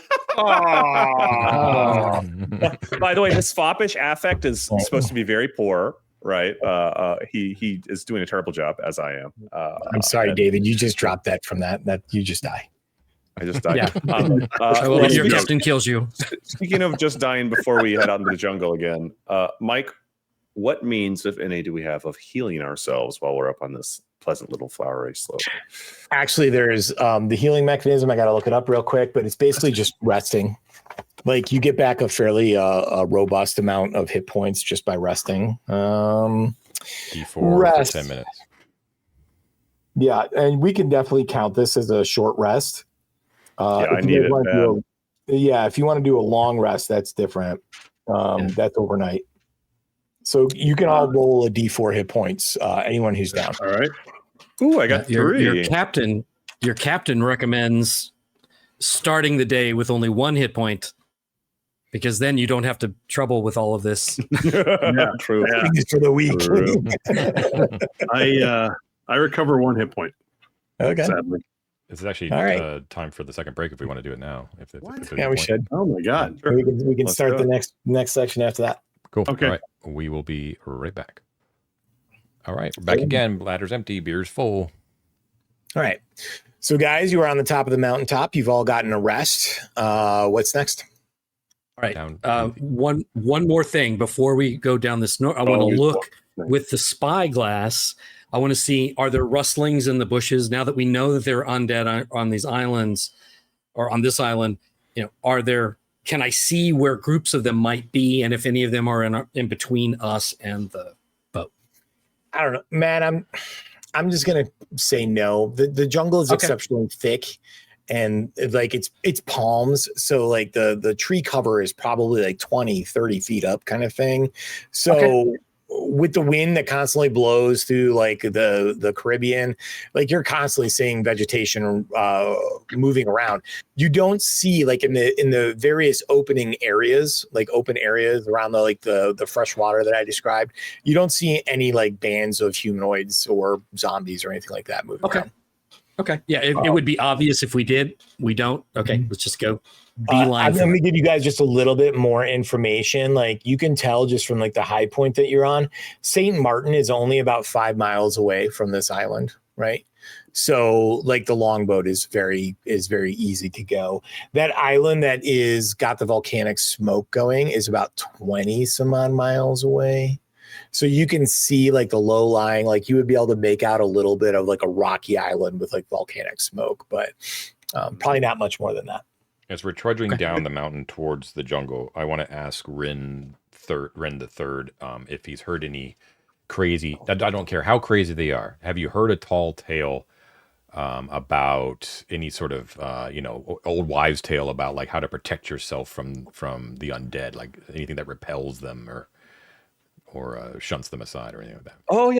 It's quite simple. You rub their viscera upon your face, and in so doing, take on their affect.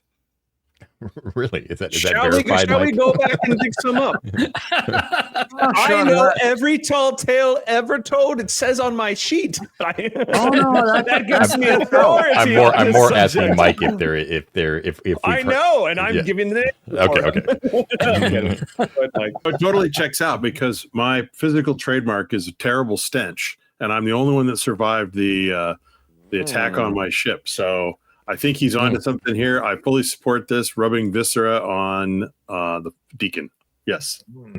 I think I'm going to have to go more full Walking Dead here, and you actually have to skin a zombie and wear it. We're gonna go that far. But there is nothing like that we've heard like that would help. Okay. No, man. No, like if we were to play a longer campaign and let all the undead stuff unfold, like you've heard horror stories and stuff like that, but most people that survive an undead attack either are viewed as being outrageously insane or like that's actually, they're just viewed as insane. Like, I mean, there hasn't been enough attacks yet. Although like it's very cool. We can talk about that part later.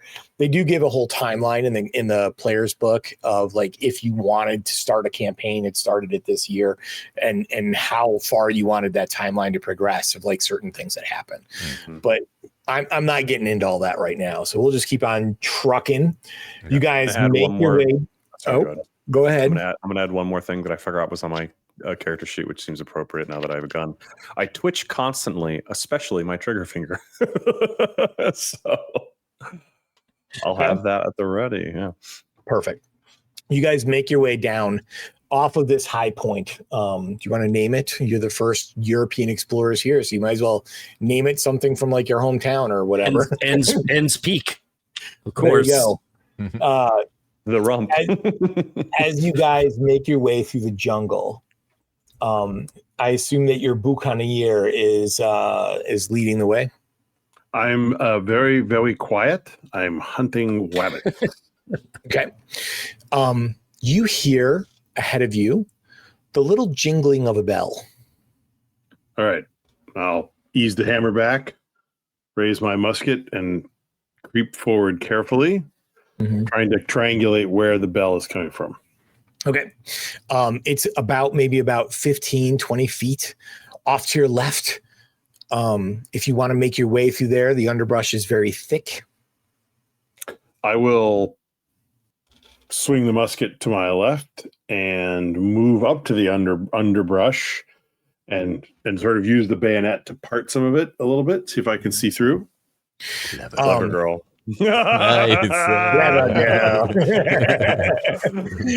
Your caution pays off, and what you come across is a pit trap. The pit trap is occupado. Stumbling around in the bottom of the pit trap are 3 zombies, very similar to the ones that you saw. One is a woman in like a ball gown. One is a soldier wearing like rotten old clothes that looked once very fine. And the third just looks like a deckhand.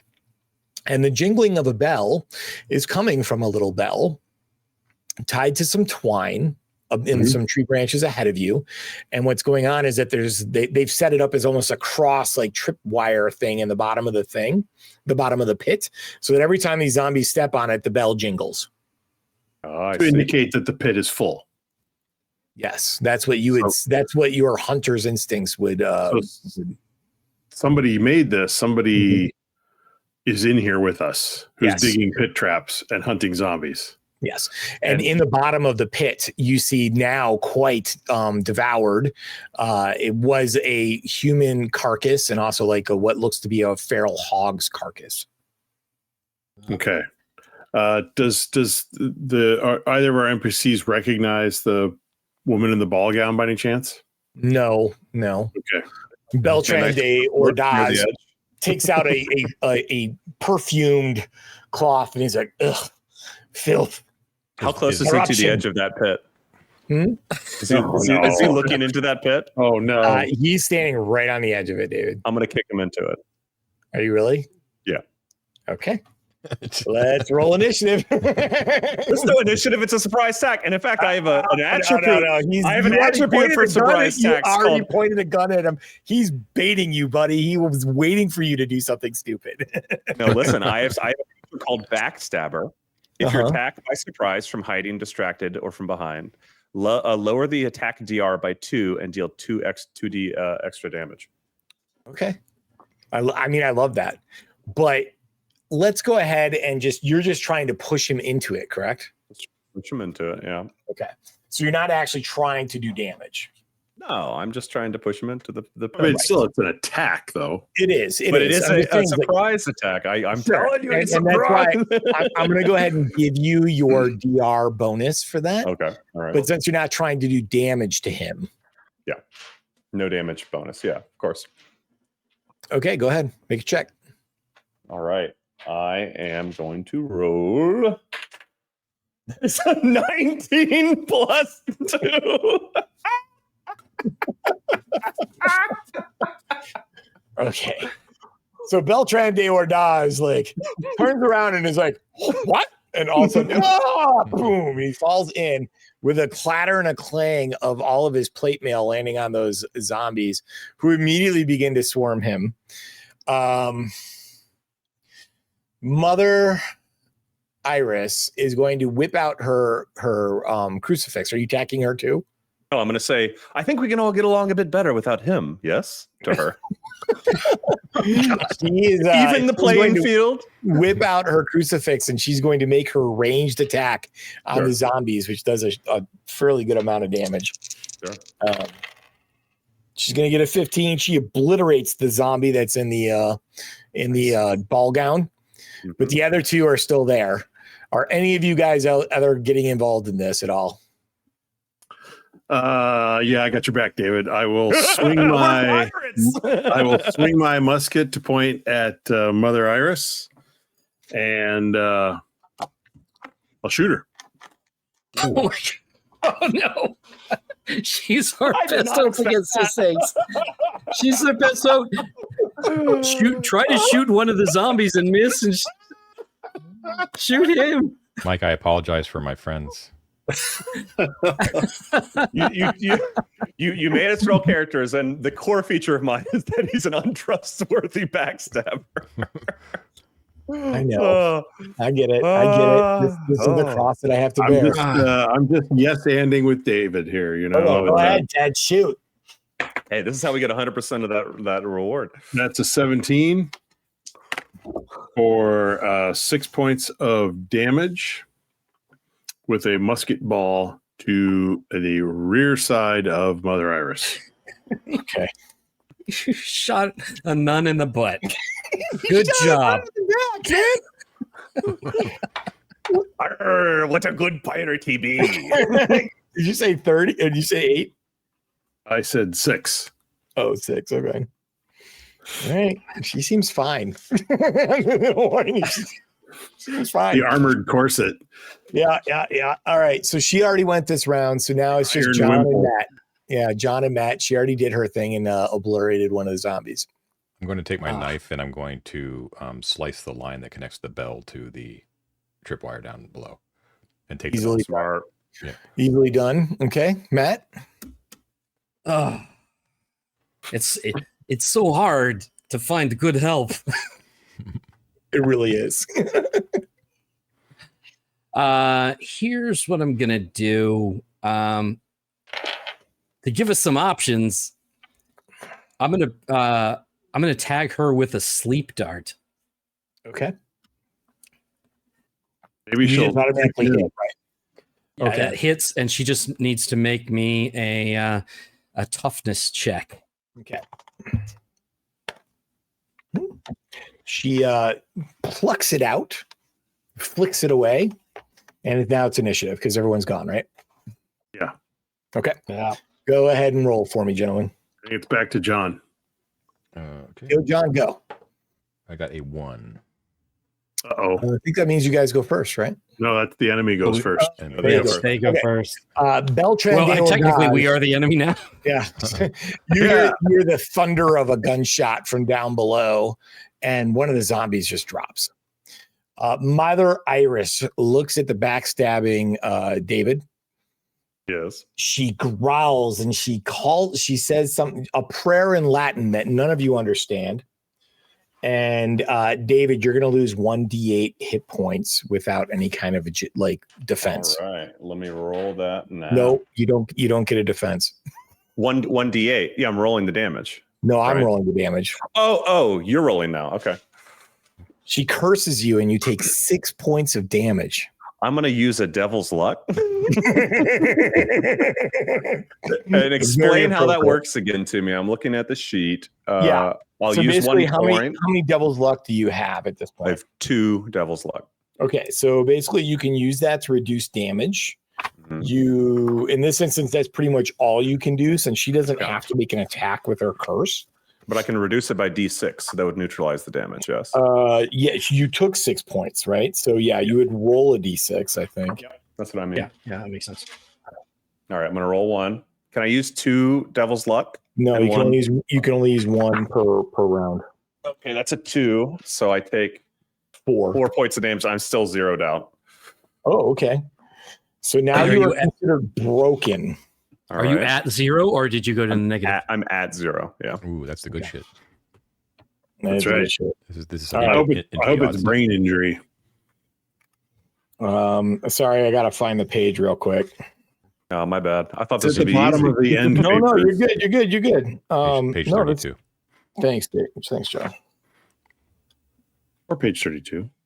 I roll a d6. I found the table on the broken Yep. table. Do you want me to read it? Yeah, no, go ahead. You can just roll a d6 and tell us what happens. Okay, cool. Brain There's injury. a lot, Brain there's a injury. lot of Brain good stuff injury. there. Wow. Okay, I roll a 5. I'm unconscious for d4 rounds, and I awaken with 1 HP and 0 devil's luck. Nice. That's actually one of the best rolls you can get on that one. You're going to Wow. take a little nap right now. You're just going to go take a little nap. Okay. That was Mother Iris. That was Beltran. Go ahead, guys. I'm going to roll the d4 to see how many rounds. Sorry. Thank you. That is 1 round, so not long. Wow, Nice. that was a very lucky Devils. Yeah, so that'll be the next round, David. You'll be out for the next round. Okay. Cool. Right. Well, shot and begotter Scabs Murphy hates all forms of authority and oppression, and the church is certainly one of them. And he leaps from the I shrubberies. love Scabs. He leaps from the shrubberies with his bayonet right into the wee back of the Mother Iris. I'm afraid it is a miss, however. Terribly embarrassed about this, It's shit right into her iron wimple, and nothing happened. All right, go ahead, Iggy. Captain All right. Ig. We're all there together. What I would like to do, I suppose, since we're here doing this, I would like to shove the nun into the pit of zombies. Okay. Yes, we want him alive in the pit so we can barter with them. All righty, go ahead, and you're gonna just make make a DR12 melee attack. Strength. I Okay. mean, I already shot her. I don't think there's any negotiating or bargaining left, David. Well, they do want to get out of the pit. We'll see. We'll see what happens.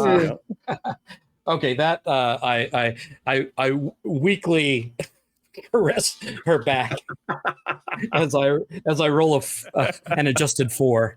Oh, okay.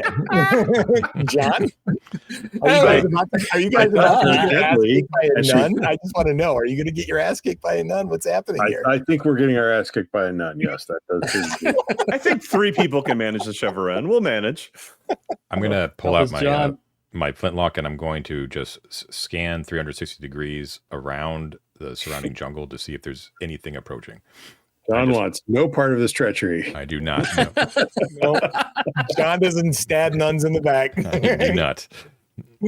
John, there is nothing approaching. Okay. You are Deacon Ramsey is confident that the only evil nearby Is is me. David. Yeah. Don't forget, Deacon- she has a very unchristianly obsession with the devil's object. We were given this That's right. information. And Okay. and Deacon, I feel I should point out that no one is around, which means no one will see you shoot a nun. A nun who is an apostate to the church and wants the devil's goods. You seem to have it in hand. Okay. That was everyone, right? You guys lost that initiative, so you went second. Yeah, that's everyone. Okay. Yeah. That's everyone. So So now it's begins Matt's turn. the round where David's going to be napping. And go ahead and someone else roll initiative for me. Okay, it's my turn because he did bad. I rolled a 5. We can go first. Okay. Off you go. Well, according to the rules, I have now reloaded my musket. So I'll take a step back and shoot the nun again. And I hit for 3 more points. She's a fearsome nun. If she survives, that's 9 points of damage now. I don't think she's human. She looks just fine. I don't think she's human. Can I say it again? I don't think she's human. She catches that bullet in her teeth and she's like, ah. We're gonna get killed by a nun. She's going to basically grab her rosary and she's going to say, God curse you, and points to. No, Matt hasn't gone yet. It's our turn still. Oh, you're Alright, right, you're right. Matt still gets another shove. I'm just excited. Go ahead. It's hard to tell if my best chance is another shove because my strength is not great, or I can try putting her to sleep again. I'm going to try putting her to sleep again. You know what you could do? You could just tackle her and go over the edge with her, and we'll pull you up. That would be great. Yeah, that would. We'll definitely save you, Matt. I promise. Yeah, that sounds really good. No, I'm going to pluck her with another dart. So she needs to make me another toughness check. DR12. Ooh. Sadly for you, I rolled an 18. Oh, You know, when you pick it up, it it's valid. it doesn't after that, count yeah. anymore. You're gonna have to trust me on that one. She's like, she. In addition to catching the bullet in her teeth, she plucks the dart out of the air with her fingers. Hang on. Anyway, Nimble. John, what are you doing, buddy? So I hear like the musket cracks, like echoing through the jungle. I see that the nun is taking it in stride with like no signs of weakening at all, and I'm no honor among thieves. I fucking book it towards that boat. Like, bye.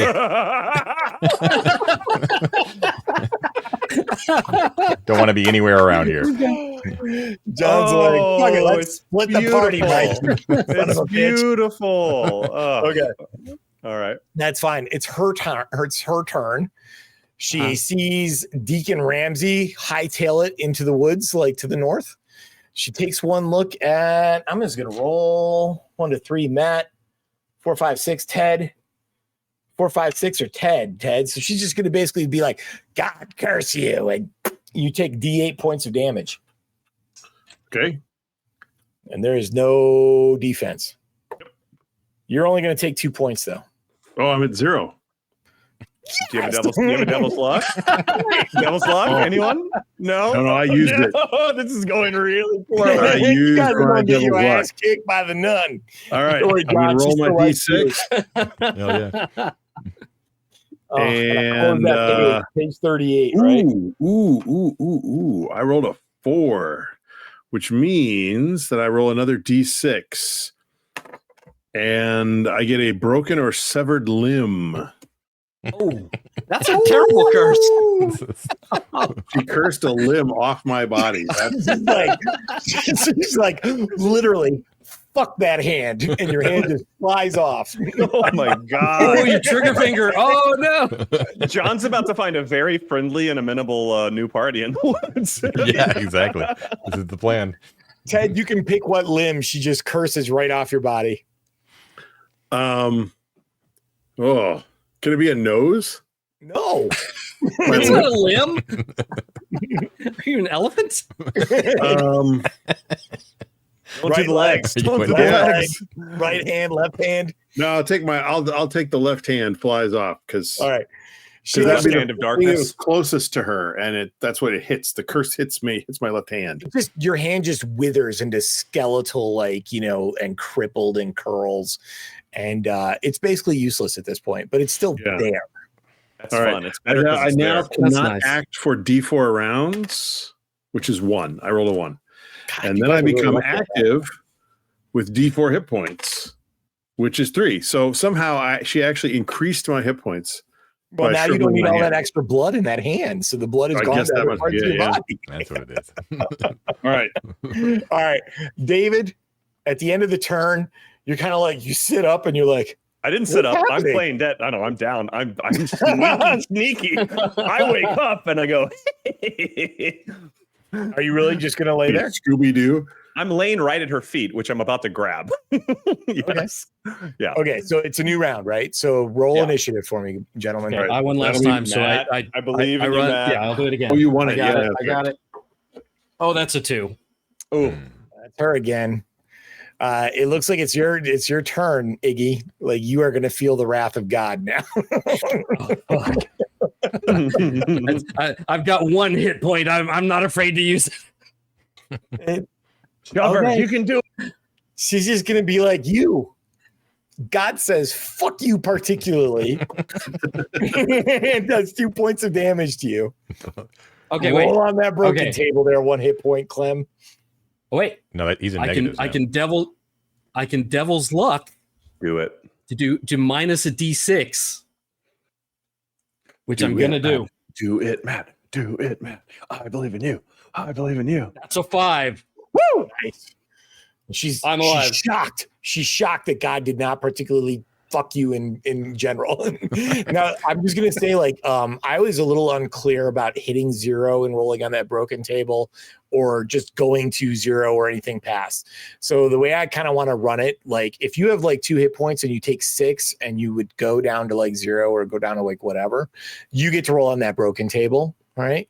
But if you're for some reason unconscious and then you take additional damage, then I think you're just fucking shit canned. So I think every character should get at least 1 roll on that broken table. That's just me. I don't know if that's I'm fine with that. That's not how I read You're the the rules, boss. but I think it's That's very cool. playable. I just think it's fun, man. That table's fun, and I just want it to is see fun. people get their hands cursed off and shit. So, That's a great Yeah. table. so everyone will get 1 roll on that table, and then if you take damage past that, then you're dead. Okay. Cool. Okay, that was her. Go ahead. I'm going to grab her legs and try to yank her into the pit. Okay. Just kind of take her off her feet. Are you going into the pit with her? Oh, you're muted, David. Sorry. No, I'm just trying to kind of like swipe her leg so she'll fall into the pit because she's still on the edge of it. Sweep the leg, Johnny. Sweep the leg. Sweep the leg, Johnny. All right, so you get your backstab bonus to the DR again, but again, no, you're not trying to make a damage attack. No, I'm just playing and still asleep and going for a sneak. Oh, and I forgot to tell you guys in the last round, you heard Beltran down below shout in agony. Yes. But then you also hear like the rapier go snick, snick, snick, and now like I think all the zombies are shit canned down there. Okay. All right. So he's down there by good. himself. We did good. We helped him. Okay, Right. go ahead and make So your roll. I get that plus you read it again. Make sure I got it right. So I'm going to lower the DR. Yeah, by 2. Okay, cool. So it's a DR of 10. I think so. Yeah. Cool. And that's a 3. So you kind of balk up against her legs, and she just looks down, and she's just like, ah. All right. Oh my god, that was brutal. All right. She's like a sister of battle or something. Man. Yeah, this is wild. Her morale is like through the roof. She really loves this job. I believe one of you can make this silly. Okay, who's up? All right, so I'm going to. It's a shame. I missed these miscreants with my darts. I'm going to go get that guy who ran away. Don't worry, I'll get him. And I tear off to the jungle after John. Amazing. No problem. You run off. I'm not sure if Deacon Ramsey, if you're trying to like hide your trail and go carefully, or if you're just pell-melling through the jungle. I'm trying to be careful. Like I was actually trying to like sort of sneak off into the jungle when I sort of left. You know what I mean? Yeah. Got you. Then there's a pretty high chance, Matt, that you might not be able to just find his trail. You can definitely go in that direction. And if you're running fast enough, he'll hear you coming. Run past him at some point. Yeah. He's sneaking along, and Matt just. Okay. So the only 2 combatants are Ted and David, correct? I'm out this round. Yep, you're down. David, you already made your attack. I did. All right, it's her turn again. It is. She is not going to curse you. She's going to just take her heavy golden crucifix, spin it on a chain. Wham!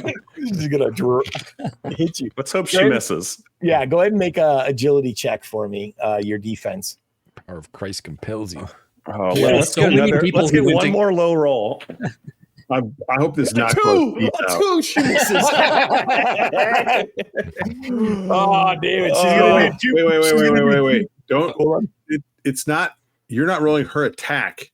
You're rolling your defense. I know. 2 was bad. You So did I was bad. Oh, did he not get that? Oh, no. It's Catholic school, baby, and you just got the answer wrong.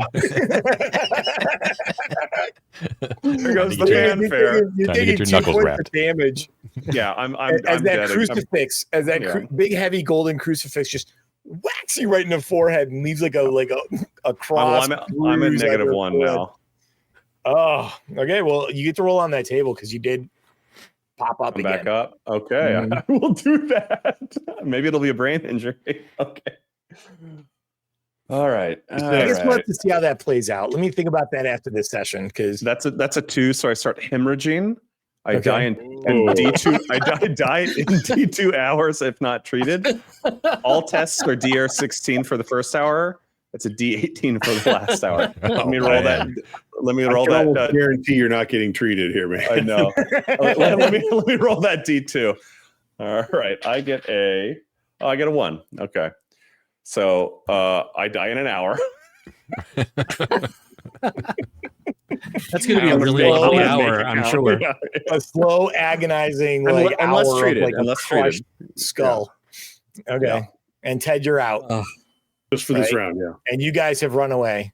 We're just going to call combat there. Okay.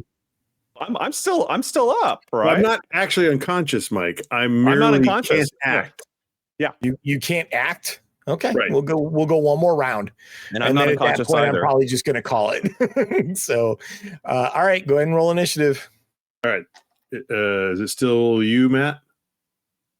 Matt and John No, are I out of the lost. combat. They're gone. Matt And I also Well, lost. okay. All right, fine. I'll Oh, you roll said. initiative. And I rolled a 5, which means we go first. We go first. And so, am I to understand that I've shot her twice to no visible effect? No, you definitely winged her. Okay. I mean, hit points are like whatever, right? Like she's fine, Ted. She's Right. fine. Oh, okay. I don't think you're gonna be able to kill her. So, so he's gonna using his shriveled hand to hold up the musket to point it at her. It's not loaded, and then he runs away. Okay. I love it. I love it. I love it. David, can you act this turn? I can. I'm just hemorrhaging, and I'm going to try to push her into the pit again. I'm just hemorrhaging. But so it's a DR 18 for anything that you do. No, it's a DR 16. 16, No, yeah. because you only rolled 1 hour, so this is your last hour. Oh, That's true. But you do get your sneak attack bonus. No, you don't. Nice. She knows you're never mind. She knows you're No, there. she knows I'm there. I run. I go, I just sort of Just leaking brain. guys. You know what? It's fine. We'll get a lead on her. Holy shit. She's you got to guys help are her friend nuts. out of the pit still. Good luck. You know? We're the worst gamers ever. There's our I'm episode. sure this is exactly how they hoped this module would go. Yeah, I bet. Mwah. Okay. Well, I need some healing, guys. So if I find anyone, I'm going to beg for it. Can you rest your way out of a hemorrhage? I don't know. No, you'll die in an hour. It says unless treated. Someone could bandage me, and I could stop hemorrhaging. Oh my I god! got an hour. Now we got to look up that rule. First of all, let's see if you guys even find each other. John, you were very stealthily going through the jungle. Deacon Ramsey, like fleeing from some horror that is a nun. And you hear clattering through the brush behind you, and you kind of duck down behind like some trees. And you see Captain Iggy just weeping. I'm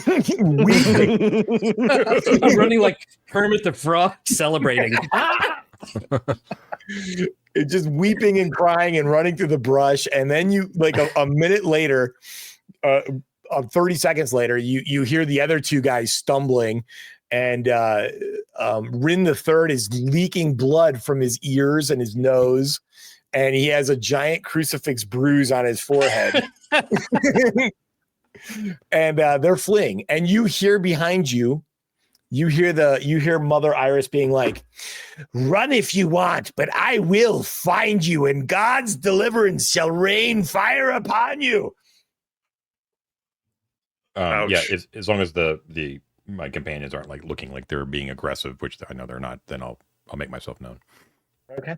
So you guys are all united. You assume that she's not following right now because she's probably like getting Beltran out of the pit.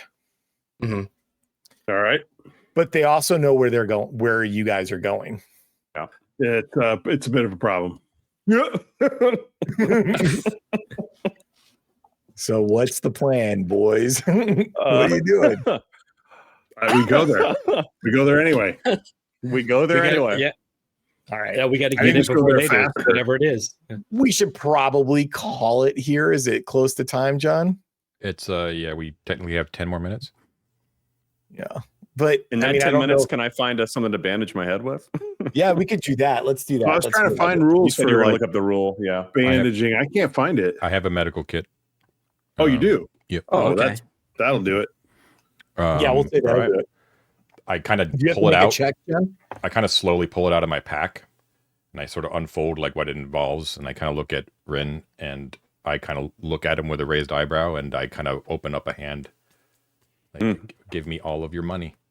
I give him all 17 of my silver. Oh wait, no, you said we started with more, Mike, right? You each got a certain amount of money to start the game. I think it was 100. Yeah. Yeah, so I have 117 and I give it all to John. Sweet. I whisper to John, if you just wait, you get it anyway. It's true. It's true. I'll pocket that coin and I'll use. So it has presence plus 4 uses. So I believe for me that's 5. Yeah, 5 uses. And it heals D6 hit points. It's like it's like a rusty scalpel and a bone saw with like bits of like stuck hair on it, and it's like bandages from like the. It says it stops infection. Mike doesn't create them. It's very clear. That's all right. So I'm back to full HP then. No, he has to roll for it, doesn't he? Oh, a D6. I'm stupid. Yeah. You can roll for it, David. If you go ahead and roll. Sure. No, okay. Yeah. It'll be 1, I'm sure. Oh, it's a 5. I mean a 6. The symbol. There we go. All right. Nice.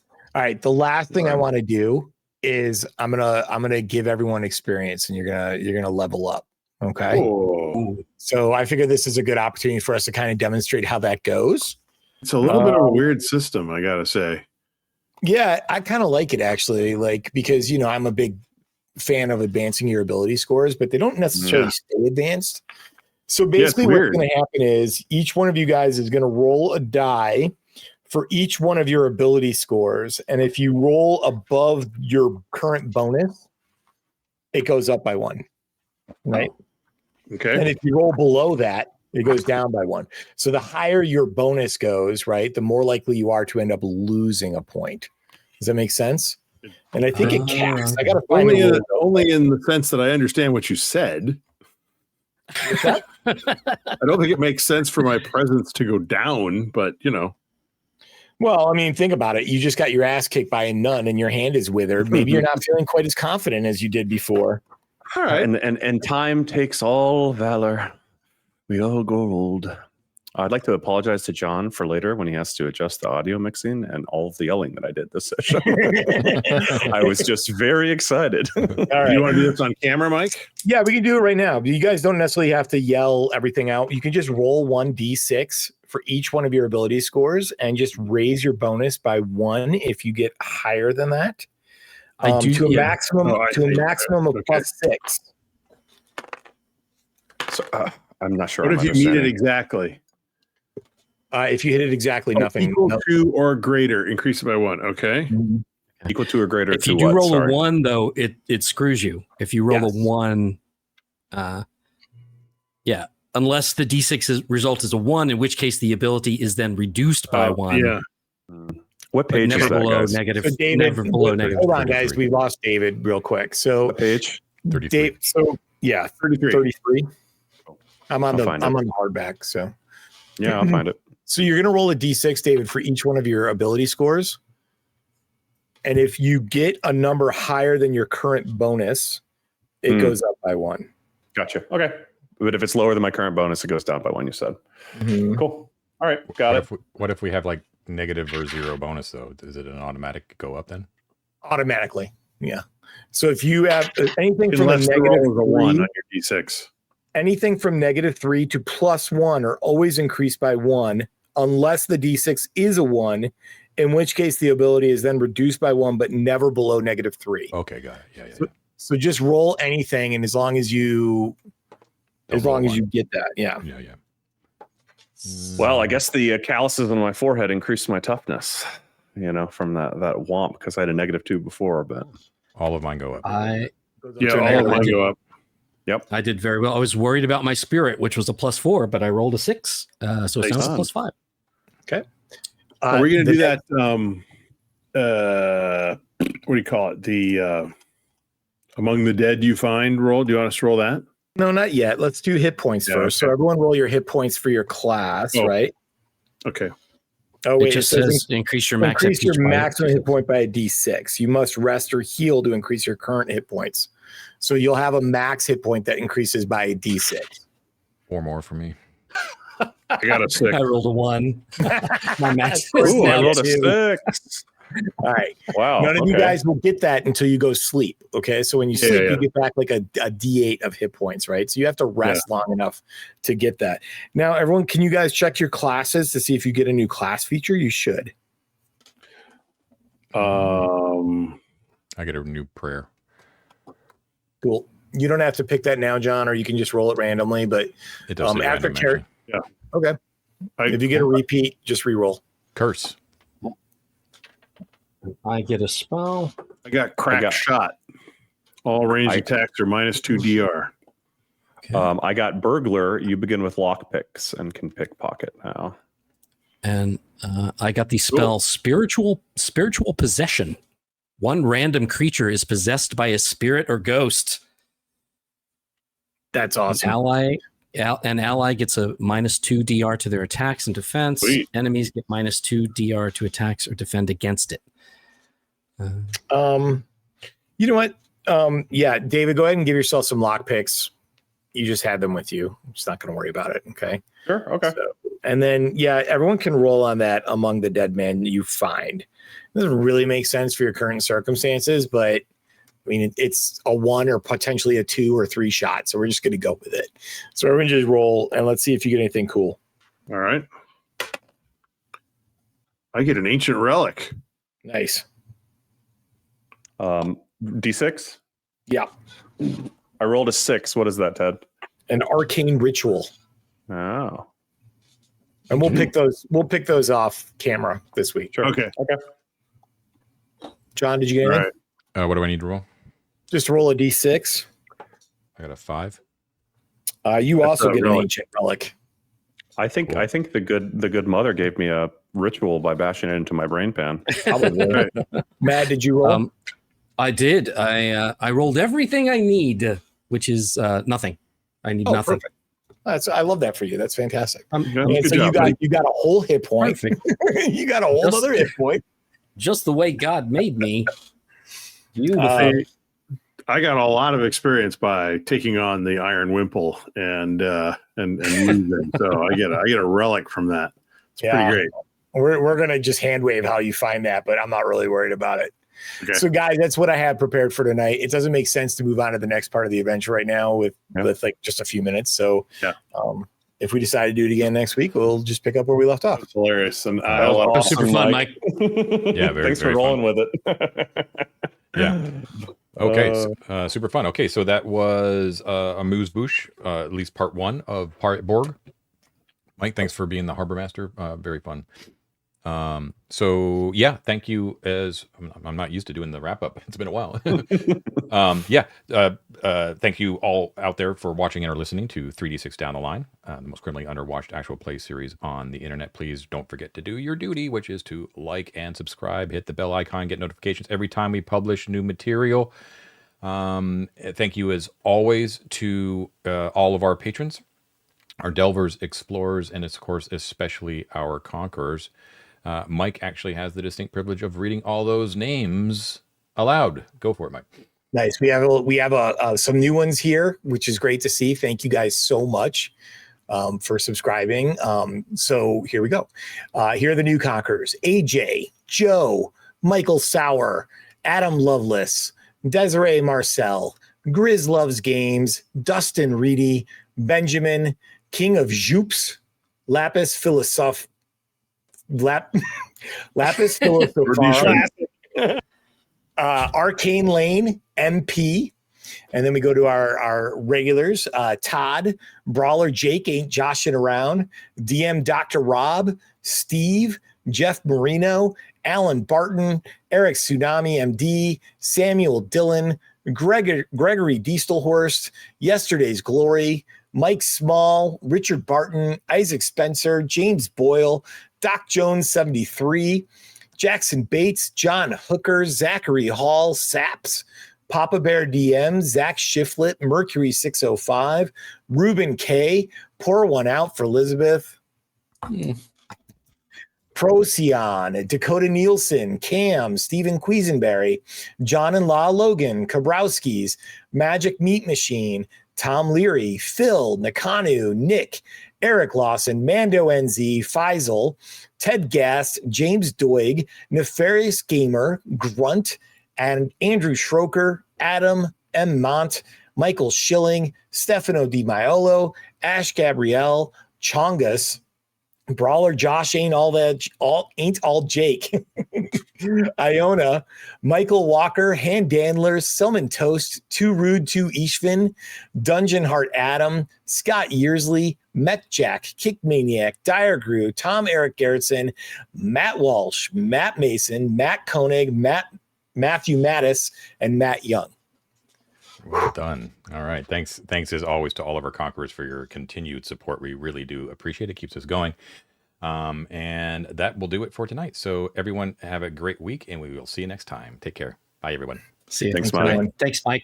Thanks so much, Mike.